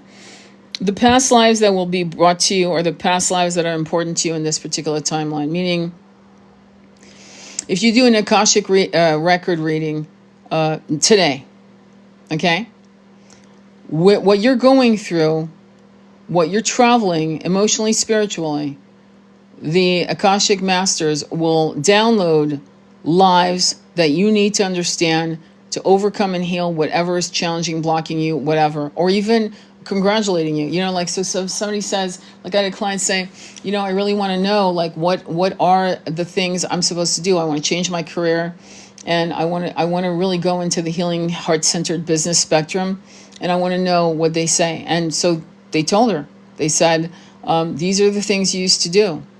These are the kind of healing positions that you held in these various incarnations. And the question I usually ask also is, how did they fall from 5D, 6D to 3D? What happened? And so this to me, it's important. It's an important question because it's like, how the fuck did I get here in 3D? And where my consciousness is completely lobotomized for thousands of years. Like, how the fuck did I get here? Because don't you want to know how you get here so that you don't do it again? That would be right? A smart question to ask. So in my Akashic readings, that's what I ask. What else? I've talked about this before, but they always give me mundane lives to confirm, because the starseed life, if I get a client that has a starseed life, or one or two, sometimes those starseed lives are very, very powerful, very important. And for the client to accept that as a truth, they need to understand, they need like a proof, right? A proof of life, if you will. So in the proof of life, they'll give me a mundane past life that the client goes, oh yeah, absolutely, I have that book, or I have that painting, or I know this, or I've been there, or whatever, right? Or I'm fascinated by blah, blah, blah, And so that tends to confirm, so the client can accept the fucking insane past life they had that was very powerful as a starseed. So that is also something. I had a potential client, which I rejected, just so you know. I do pre-calls. I rejected this client because she had just done a past life a week ago, like as a lark, as a joke, which to me, approaching spiritual work, hypnosis, Akashic readings, tarot reading, you need to have some little reverence and some respect. You don't just come in like it's a pest candy dispenser. You gotta, you know what I'm saying? You just don't fucking do it because, oh, what the fuck? I got nothing better to do today. I mean, it's like you don't come in with that attitude. You got to come in. Do you understand? People like me are a conduit, but you're really approaching high guides from the other side of the veils, and there's a sense of respect that we give them. It's not like, I'll throw money at this. No, they're going to open their guidance to you if you come with some level of reverence and you're serious, right? Then they open up and give you. So anyway, so she had done a Akashic reading, and I have no idea why she wanted to do another one. It made no sense to me. And I basically said, honestly, I think you should go back to your reader in a year. Now, I've had clients who've done Akashic reading with other people, and they've come to me a year or two later. That's totally cool. That makes sense to me. And then we go deeper. And I've noticed, for me, as an Akashic reader, that some readers don't do starseed past life with. I don't know why. I don't understand. Maybe they're not comfortable with it or whatever. But I know that when I have people coming to me, 99% of the time they're starseeds, and 99% of the time I'm going to have a past life for them on a starseed or two incarnation that's going to help them understand what to do in this incarnation and why they came here, why they fell, or how they got here, how they got to 3D from those high levels of consciousness, how that happened. Was it voluntary? Did they fuck up? Was it fear and grief? I had one client who literally, it was just, she never felt grief. She was a healer. She was on a planet. It was this planet, actually. It was barbaric. And she was a high level starseed. And she was caught off guard, and suddenly fear, as she was being ripped apart by these barbarians, these Caliban type of characters. Unfortunately, her consciousness that had never known fear in her entire incarnations fell into fear, shock, died brutally, and that's how she fell into 3D. And I mentioned the Andromedan who decided to step into a body for what the hell, let me see and that was the end of that. So the positive aspect is that, and I say this at almost every live, never forget that you are hacking out of your template. You are hacking out of this 3D dense body. You're actually doing it. It's like taking a boulder and levitating it. That's what you're essentially doing. You are in a boulder, you're in a rock that's motionless, that seems trapped and stagnant, honestly, in energetic, I don't know how to explain it, but it's almost like if you could see yourself as a rock not moving and never moved in centuries. Essentially, that's what we did. We had multiple mundane lives. Mundane meaning I don't care if you were a warrior. I don't care if you were a king. That's a mundane life. There was no conscious activation. And so now suddenly you're able to levitate it with your mind like a fucking monolith, like Easter Island, right? Just levitating. Well, that's what you're doing with yourself. You're hacking out of your density. And that's extraordinary. And the light beings, I know for a fact, are looking at some of us doing this going, wow. Because they know. Because remember what I said about Dr. Joe Dispenza with the giants? They know that to be in these bodies, in this, they'll lose their consciousness. And we're gaining ours in spite of these blocks, in spite of the massive density of walking through the fields of these existences, like walking hip deep in quicksand. And we're doing it. We're literally overcoming this limitation. It's extraordinary, actually. And it's never been done in human history. Not to this level, not to the numbers of awakened souls doing exactly that. Hence, ascension symptoms, right? So please, give yourself a break. At what point do we not look back at our past lives? That's a really good question.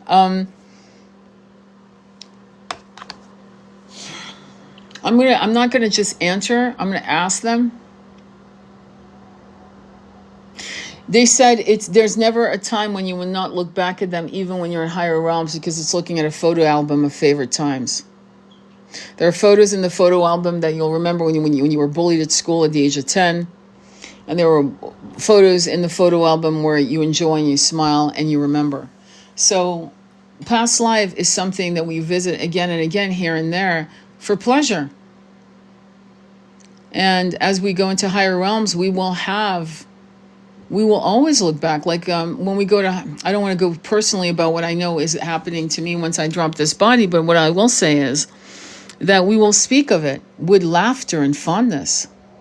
Do you remember when? Do you remember when you were born in 1947, 62, 75, 1991, 2000, 2006? Do you remember? On this planet? And everything was so weird and dark, but yet it was so beautiful. And yet the world was starting to wake up. And so, yeah, with fondness, we made it. We fucking did it. So it's like looking at a photo album, a virtual photo album. And there are multiple photo albums with multiple families. And do you remember when your dad was your brother? Do you remember when your dad was your mother? It's really interesting. So it's not, you're not being forced to look at your past lives, okay? This is something that you have a calling to look at your past life. It's a calling. Just like there's a calling for medicine, sacred plant medicine, there's a calling for excavating. There's a calling for hypnosis. There's a calling for Akashic readings. There's a calling for a reading. There's a calling. There's a calling to move to another country. There's a calling to go to Ireland and to go to sacred spots and sit and just sit and absorb and remember maybe a past life. And why? Well, to remember. Why? To make peace with it. You know what I mean? Let's say The Mists of Avalon. Red Mama Yeti, you know that book. We both love that movie so much. Let's say The Mists of Avalon. Imagine the high priestess are now gone. They're dead, right? One's become a mathematical professor at Caltech. Let's go with her. Let's Vivian, okay, is now a Caltech professor because she feels like she failed the Avalon Project, right? She fails as a high priestess. Because it collapsed, right? The Catholic Church won. And the whole system fucking collapsed because she did shit from a place of fear, right? Remember, Arthur and Morgan. Okay, so she's now a professor at Caltech, and she's blowing people's minds with the mathematical equations on reality, this, that, and the other, and power and energy and whatever the hell she's doing. And she's having massive depression. And rather than taking happy pills, she goes to Peru. She meets the Great Mother, and the Great Mother remembers, and it shows her. She was a high priestess in Avalon. And she starts crying and purging and crying and sobbing. And she starts reading about the ancient druids of the Celtic Isles. And then she starts remembering, like in dreams and so forth. And she decides that she's going to take her mathematical equations to whole new levels for something that's going to be for the greater good of humanity. And she keeps it secret because she knows who controls the planet. And she starts looking at building a community. She's got money. She's a Caltech professor, after all. She buys land, swaths of land, maybe in Peru. And she's incognito, but she starts changing some energy using quartz crystal. And God knows what things that I have no idea, copper, gold, I don't know, right? But she starts changing and opening portals, not like CERN, because that's bullshit. And she knows all about CERN. In fact, she's gone to CERN. She's sat in meditation to let the great Mother Earth tell her what they were doing in CERN. And so she does the opposite. She goes to Peru.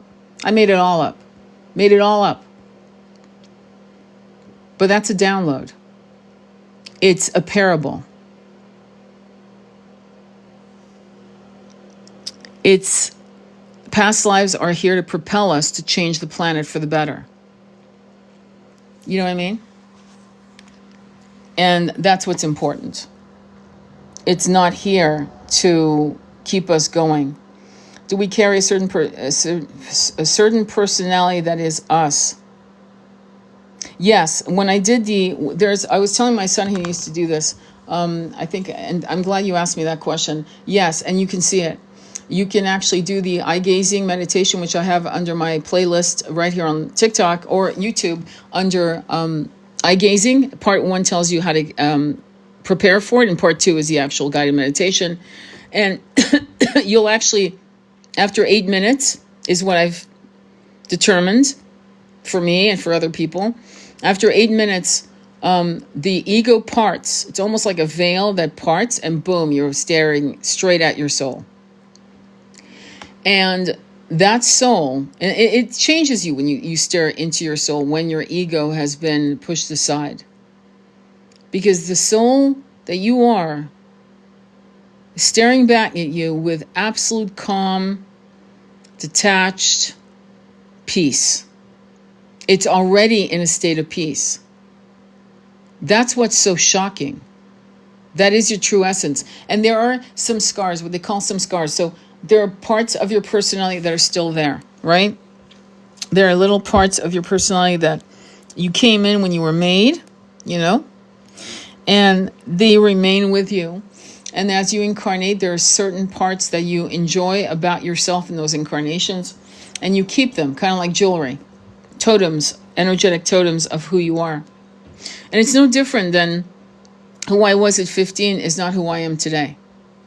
Not at all. It's not. I'm not even the same creature because of all these experiences. And similarly, that's what happens as you go from one incarnation to another, one level of reality to another. You grow, you expand, and you become more and more expansive, and more loving, and more non-judgmental.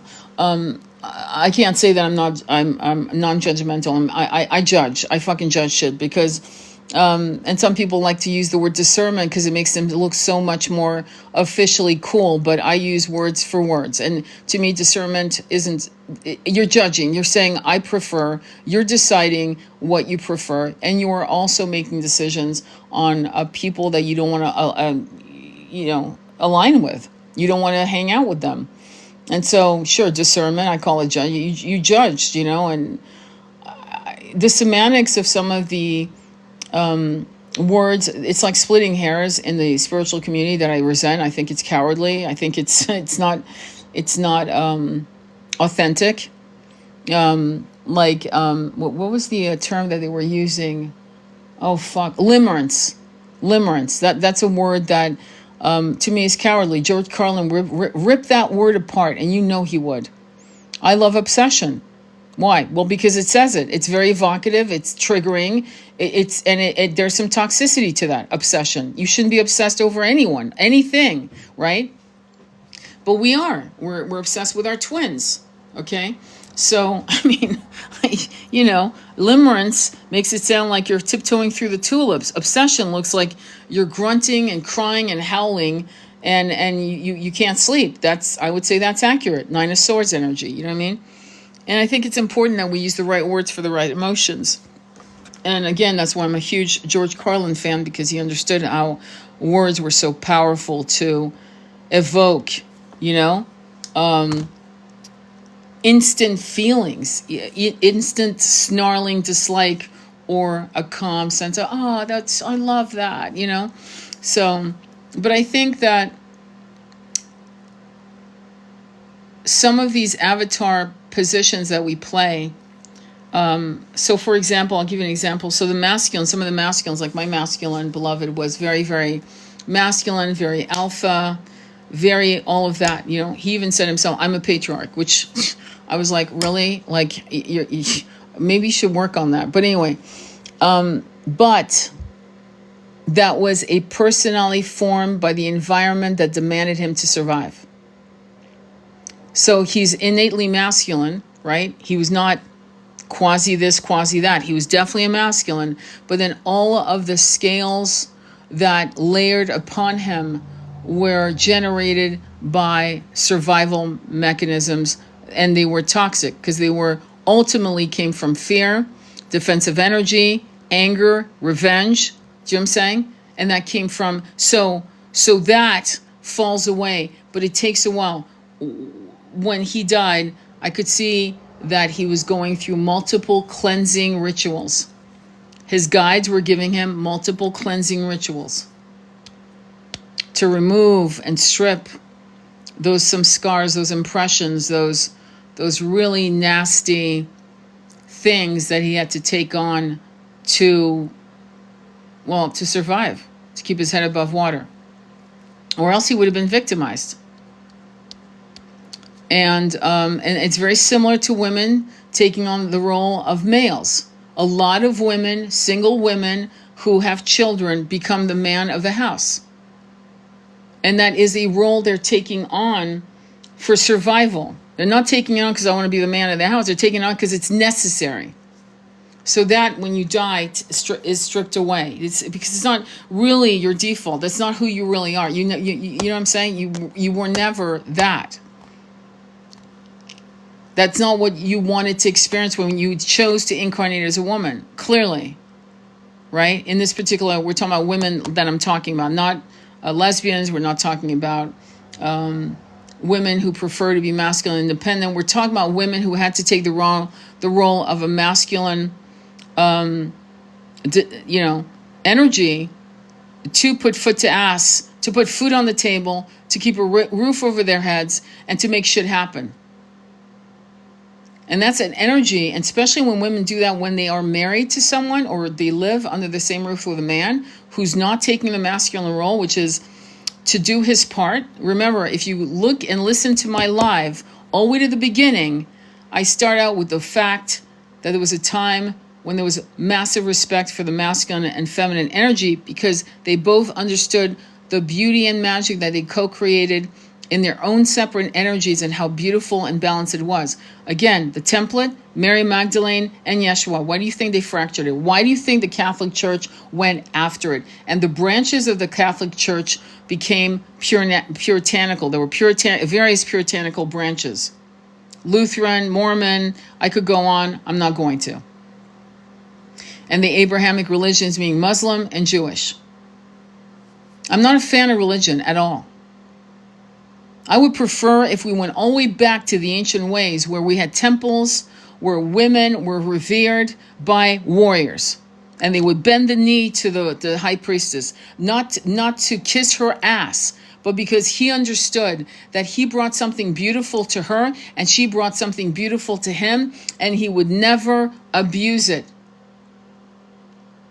We have an inordinate amount of weak men. There's a man who did a video, which I reposted, and I went, holy shit, yes. He says, the reason why we've had so many big wars is they want to take out all the good men. And it's correct. It's absolutely correct. All the good men, all the men who are good bloodlines, good honor, good integrity, courage, bravery, understand, who are not going to violate a woman, who's not going to, hurt her. Right? Because he wants to, because he can, those bloodlines have been destroyed time and time again from the time of World War I in memory. And before that, but definitely in the last 20th century, we've seen some shit. And so now what we have?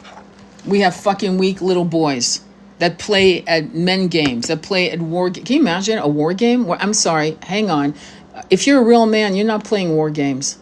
If you're a real man, you don't even want to play games that deal with war. If you're a real man, you're like, yeah, no, I don't think so. Not in a computer, not in a little stage things in the countryside where they give you whatever, little pew-pews for fun, made with water in it or whatever the fuck, paintballs or whatever they do. Real men don't do that. I'm sorry. They don't. Okay? Real men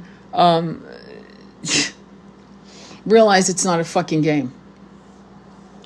And so we have a lot of little boys running around, and they are the most dangerous men on the planet. They are dangerous to every fucking woman on the planet. And so sometimes I see women doing videos, women my age, women younger than me, just in absolute fucking unhinged, Medusa-like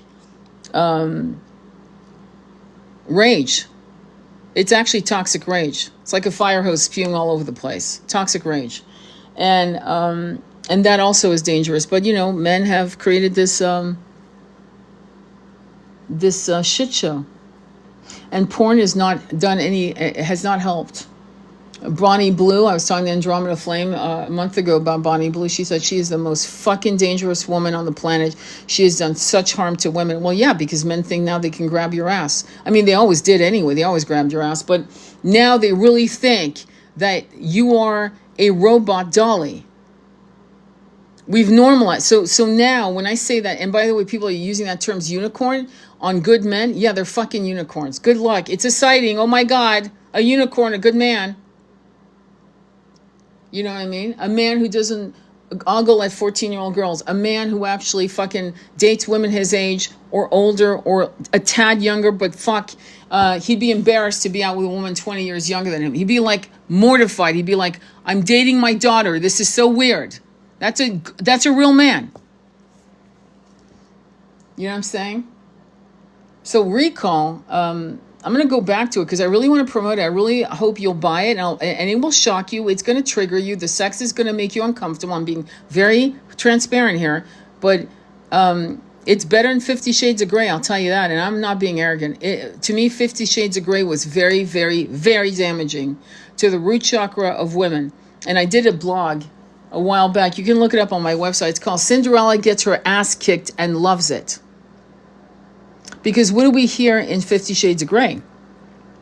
Christian Louboutin shoes, high heel shoes, $600 shoes. You know, you can beat my ass, turn me out, convince me that pain is pleasure, as long as you're a billionaire. And that's a very fractured message that continues the decimation of the sacred unions, the sacred marriage, if you will, right? And in Recall, right, you go into the stories of how they have sex in the ancient world and why they do it, as opposed to how they make love in the present world. And what is fracturing their ability to completely surrender to each other in all things. And you'll notice what I say in the book. But our innate personal, like when I drop my body, I will still have the, to go back to that question, because I think it's an interesting question. When I drop my body, I fully see myself having essences of this incarnation staying with me because it's one of my best incarnations, whereas some other incarnations, it was stripped down. I was stripped down. It was like taking a shower. I was stripped down from it. It was like, yeah, I don't need that anymore. Like the high priestess doing sacrifices. I don't need her ass anymore. I have another incarnation where I was a warrior with my beloved, my husband, and I still have parts of that shit in me. And it's something I've had to tame. But it wasn't out of hate or to harm. It was like a bond. Like if you hurt my own, if you harm one of my own, you will fucking suffer for fucking months. And it's not good. It's not a good thing. So it's a warrior energy that has a sense of honor, but will fucking switch on into ninja fucking capabilities of, we're done here. You fucked up with the wrong person, the wrong soul. But the past life as these high priestess sacrificing shit, people, yeah, that was stripped down, thank God. But when I asked the universe, why am I afraid of my power? That was the answer. And I got it, and I sat with that for months and months and months.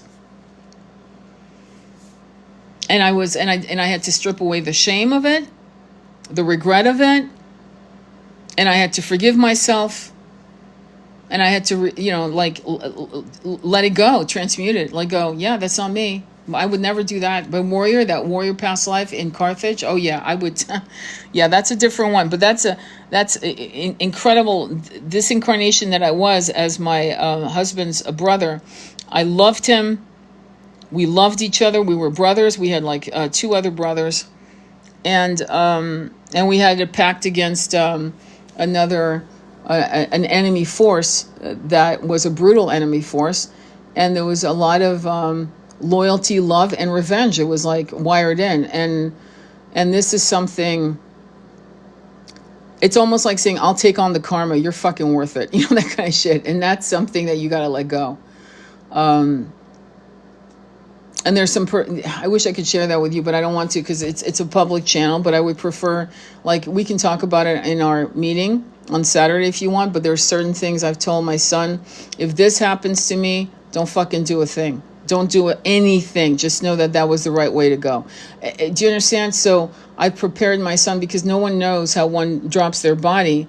But you've got to make sure that you cut your people who survive you loose ahead of time. You don't just, oh my God, I didn't know I was going to go that way. You kind of say, if this happens, don't do a thing. Move on. Move with your life.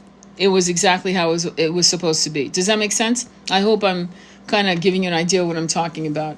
But because revenge is, there's mama bear and then there's revenge. Do you understand? Mama bear is protecting the ones you love, Papa bear, mama bear. But then there's revenge. And revenge has to be off the table. The revenge cannot be part of your template anymore. If you want to go to 5D, revenge is not a match. Okay? It's just not a match. You see what I'm saying? So a lot of these things have to be purged out of you. Anyway, Black women have been accused of being masculine because they took care of the family. I'm glad you said that, Ago. That's a very good thing for you to say because you're absolutely right. And Black women have, it's interesting too because they've had to be the man of the house because of slavery. I mean, Black women in slavery, and this is something, we're talking about 250 years of a Holocaust. Oh my God, I said the word. And it was.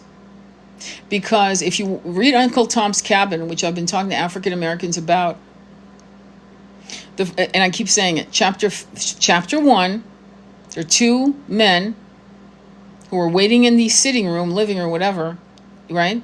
And a little 5-year-old boy is being sold to them, and the mother is walking her little boy to be sold.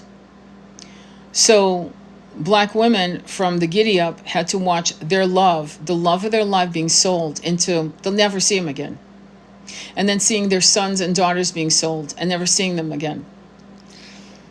And then Jim Crow happened. And in Jim Crow, you know, we had people, well, Strange Fruit is an incredible poem written by a Russian Jewish man who Billie Holiday heard him sing it, and she decided to cover it. And her singing that song actually destroyed her and her career. There's a story about that. You should look it up. But my point to you is that the story of the African American slavery is unlike any other slavery in any continent, in any history, anywhere. Because of its insane brutality and how out of just surviving, her children needed her to be both a woman and a man. Because most likely her man would not survive. He would not live to see 50, 60 years on this planet. So I think it's an accusation that's unfair. because the environment forced the Black American woman to become that. When you go, and it's going to happen in Africa with what's happening, but if you look at some of the great Black women out of Africa, it's a whole different energy, completely different energy. Yes, they have the colonialism. Yes, they have the trauma of that, but they still retain a lot of the Shakti energy. I'm not sure if that's going to continue with what's happening in Sudan, Congo, and so forth. I'm not sure. Okay. There's other parts of Europe where we had civil wars, and all the men from 15 up were annihilated, and so the women had to be the strong ones. Women had to do things that men can't do. One of the stories I remember from World War II, which people never talk about, is that women as young as, underage, let's just put it that way, children, would have to sell themselves for lamb, for like a leg of lamb or a ham or chocolate, just to eat, just to even feed their kids, to GIs. They never talk about that because it's not elegant. It's fucked up. So in a sense, at that point, you have to annihilate your own Shakti energy and shut all your compartments down, all your chakras down, and basically do what you have to do to make sure your family is fed during wartime, But going back to that, I don't think it's fair. What I think is really beautiful, what's happening right now with the African American woman, who's unlike any other because she has the Native American blood in her. Many of the African American women will actually agree with me. African American women will know that they have the Native American blood. They also know they have the white blood, and it could be from Polish to Italian to Irish, depending, or multiple of that. So she holds in her all of these bloodlines in her, which is extraordinary in my opinion. And she's able to navigate. And I think, and I know this for a fact, so many African American women that I know have a master's or are going after PhDs at the age of by the time they're fucking 32, 36, they're incredible go-getters because no one's going to take care of them. So to say that they're aggressive, I think is bullshit. And I think they are high priestesses in action. And I think they're amazing. And I think that's why they make great teachers, spiritual teachers. But I think my real estate agent is an amazing Black woman, and her man is I was embarrassed because I was staring at him, and finally he said, "Why are you?" And I said, "Because you're noble. You have a nobility that's amazing." And they were noble. They were holy fuck, man, so noble. It was insane. There's no way you would have not noticed. You would have stared. You would turn around and say, "Who the fuck are these people? They're amazing." So when people are healing themselves in a healing journey, they are powerful, and power is always connected to masculine energy because people don't recognize power in the feminine sex. And a real man wants a powerful woman. I'm sorry. He doesn't want a fucking insipid bimbo. He doesn't. He wants a powerful, smart woman. One of the great stories I should talk about more is Aspasia. Aspasia was a great noble. She was a bastard out of wedlock, born from a noble woman. But, she was a bastard. And she was known as the great courtesan. She was trained for her beauty. She was trained because she was beautiful, but she was trained in music, poetry, philosophy, politics, and so forth. And these women were called heteras, and they were brought into the dining halls of ancient Greek during the golden Greek, what is it called? The Golden Age, excuse me. And there, they weren't just there to be beautiful bimbos. They were not. They actually were there because they could actually talk to some of the great statesmen and philosophers, and they could. They were powerhouses. They were powerful. And the men of that time admired them for their beauty. Yes, of course, before their thoughts and their ability to articulate opposing thoughts just for the hell of it, just for a debate, just for a good conversation during dinner, right? So at some point, and this is, again, pre-Christianity, let me remind you, right? And at some point, we're told, don't be smart, just be pretty. At some point. But then you have Joan of Arc. Joan of Arc, who has to take on the armor of a man. Because no other man can push back the British out of France, right? So she gets her voices from God, whatever you want to believe, right? I believe that. And hard-bitten, ancient, old men, young men, warriors, right? Who've had their share of battles in their own right, fucking follow the slip of a teenage girl in armor into battle. And they win France back from the English. Women have had to take the position of being masculine out of survival, out of devotion, out of need. And for African-American women to be accused of being aggressive or whatever and not knowing why is unfair, it's unjust, and actually, what's the problem? Ultimately, what is the problem, in my opinion? Why is that a problem? You know? Part of the reason that, in my opinion, oh, baby, part of the reason why Bakor, just so you know, my book, I'm going back to Recall because I'm fucking promoting it, but Recall, Bakor isn't a powerful woman. Do you understand what I'm saying? She's not a powerhouse. That's why what happens to her happens to her. That's why she's so sheltered. She's highly educated, but she's sheltered. Do you understand? What happened with Cleopatra, which I find interesting, my phone's going to die in a minute, but I'm going to go in a minute. But what happened with Cleopatra is that her brother's trying to assassinate her, okay? She's like probably 12 by the time that happens, right? And she's seen some shit. And she's a powerhouse. She's not some fucking frail little girl. She is a woman with a man's mind. That's why she's able to do the shit she does, including taking her own life. Because that's a man thing. That's just, we're done here. Fucking, yeah, let me dress up and go. We're out, girls. Let's go. Fuck this. Octavia, fuck off. You know, he comes upon her when she's dead and her servants. I mean, read Antony and Cleopatra with Shakespeare. I mean, really, he nailed it. And because she's a fucking man in a woman's body. She thinks like a man. She's a fucking aggressive. She's diplomatic. She's brutal. She's vengeful. Is that a man's role? I mean, I'm saying it like that to kind of like articulate it so we understand each other. But is she really a man? No. But she's taking on the role of a powerhouse, of a great ruler, of a great, you know, queen, a she-king, if you will. I love the term she-king. And so she's able to manipulate the men because she knows what can she do as a woman? Because she can't take sword and shield. She hasn't been trained for that. But she knows 9 languages. She knows philosophy. She studied all this shit. How can she fucking manipulate these men? And they knew sacred sex, okay? She probably knew shit that, probably acupressure shit that would make a man's eyes roll back in the back of his head. Because there's no way she could own these men, these powerful men. Caesar and Anthony. So she's a master. And when she realizes she's lost, she's out. She's like, goodbye, ciao. You're not taking me.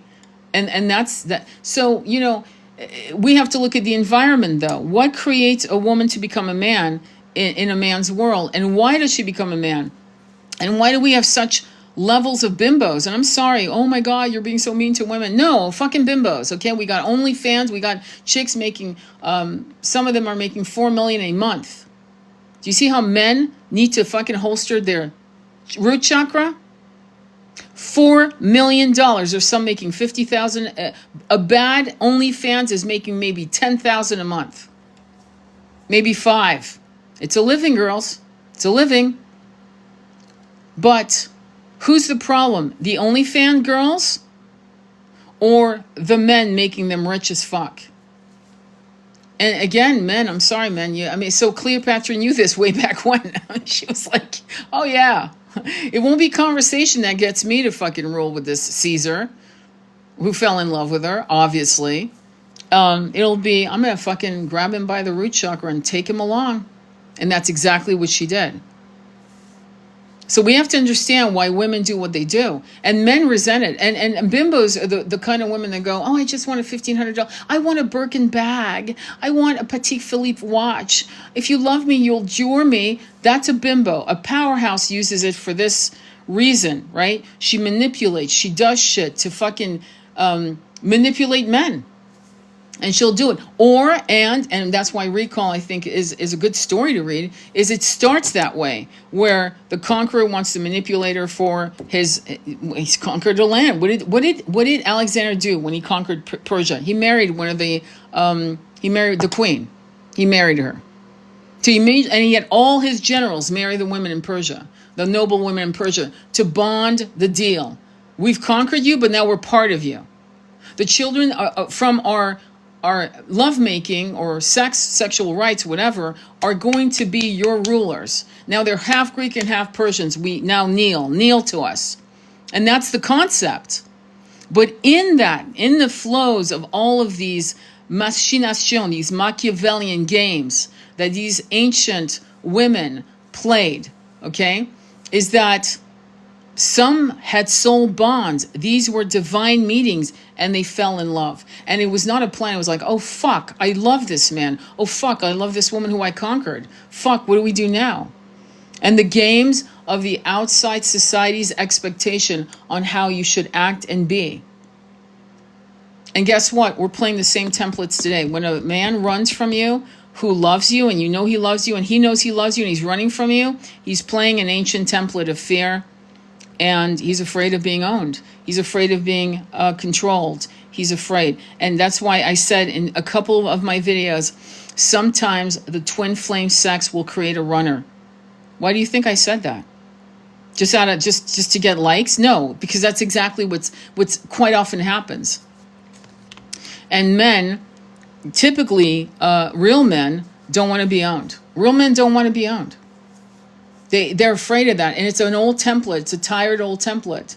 But the healed real man realizes he's not owned, realizes he walks in union with his beloved, and realizes it's a sacred union, and there's nothing to prove to anyone, to cater to anyone. And that is beautiful, you know what I mean?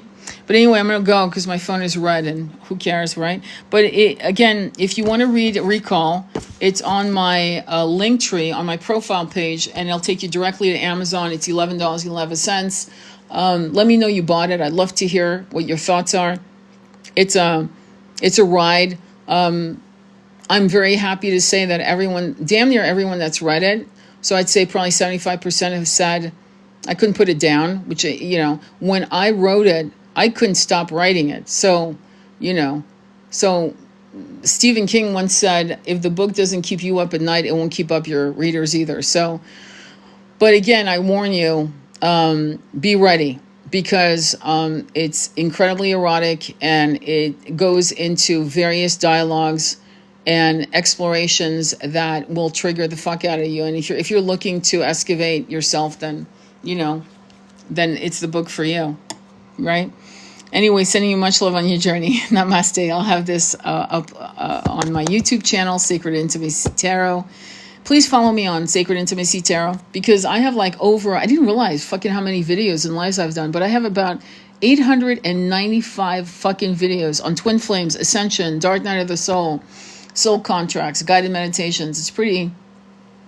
I'm pretty shocked, but I guess I do so many lives, and the title.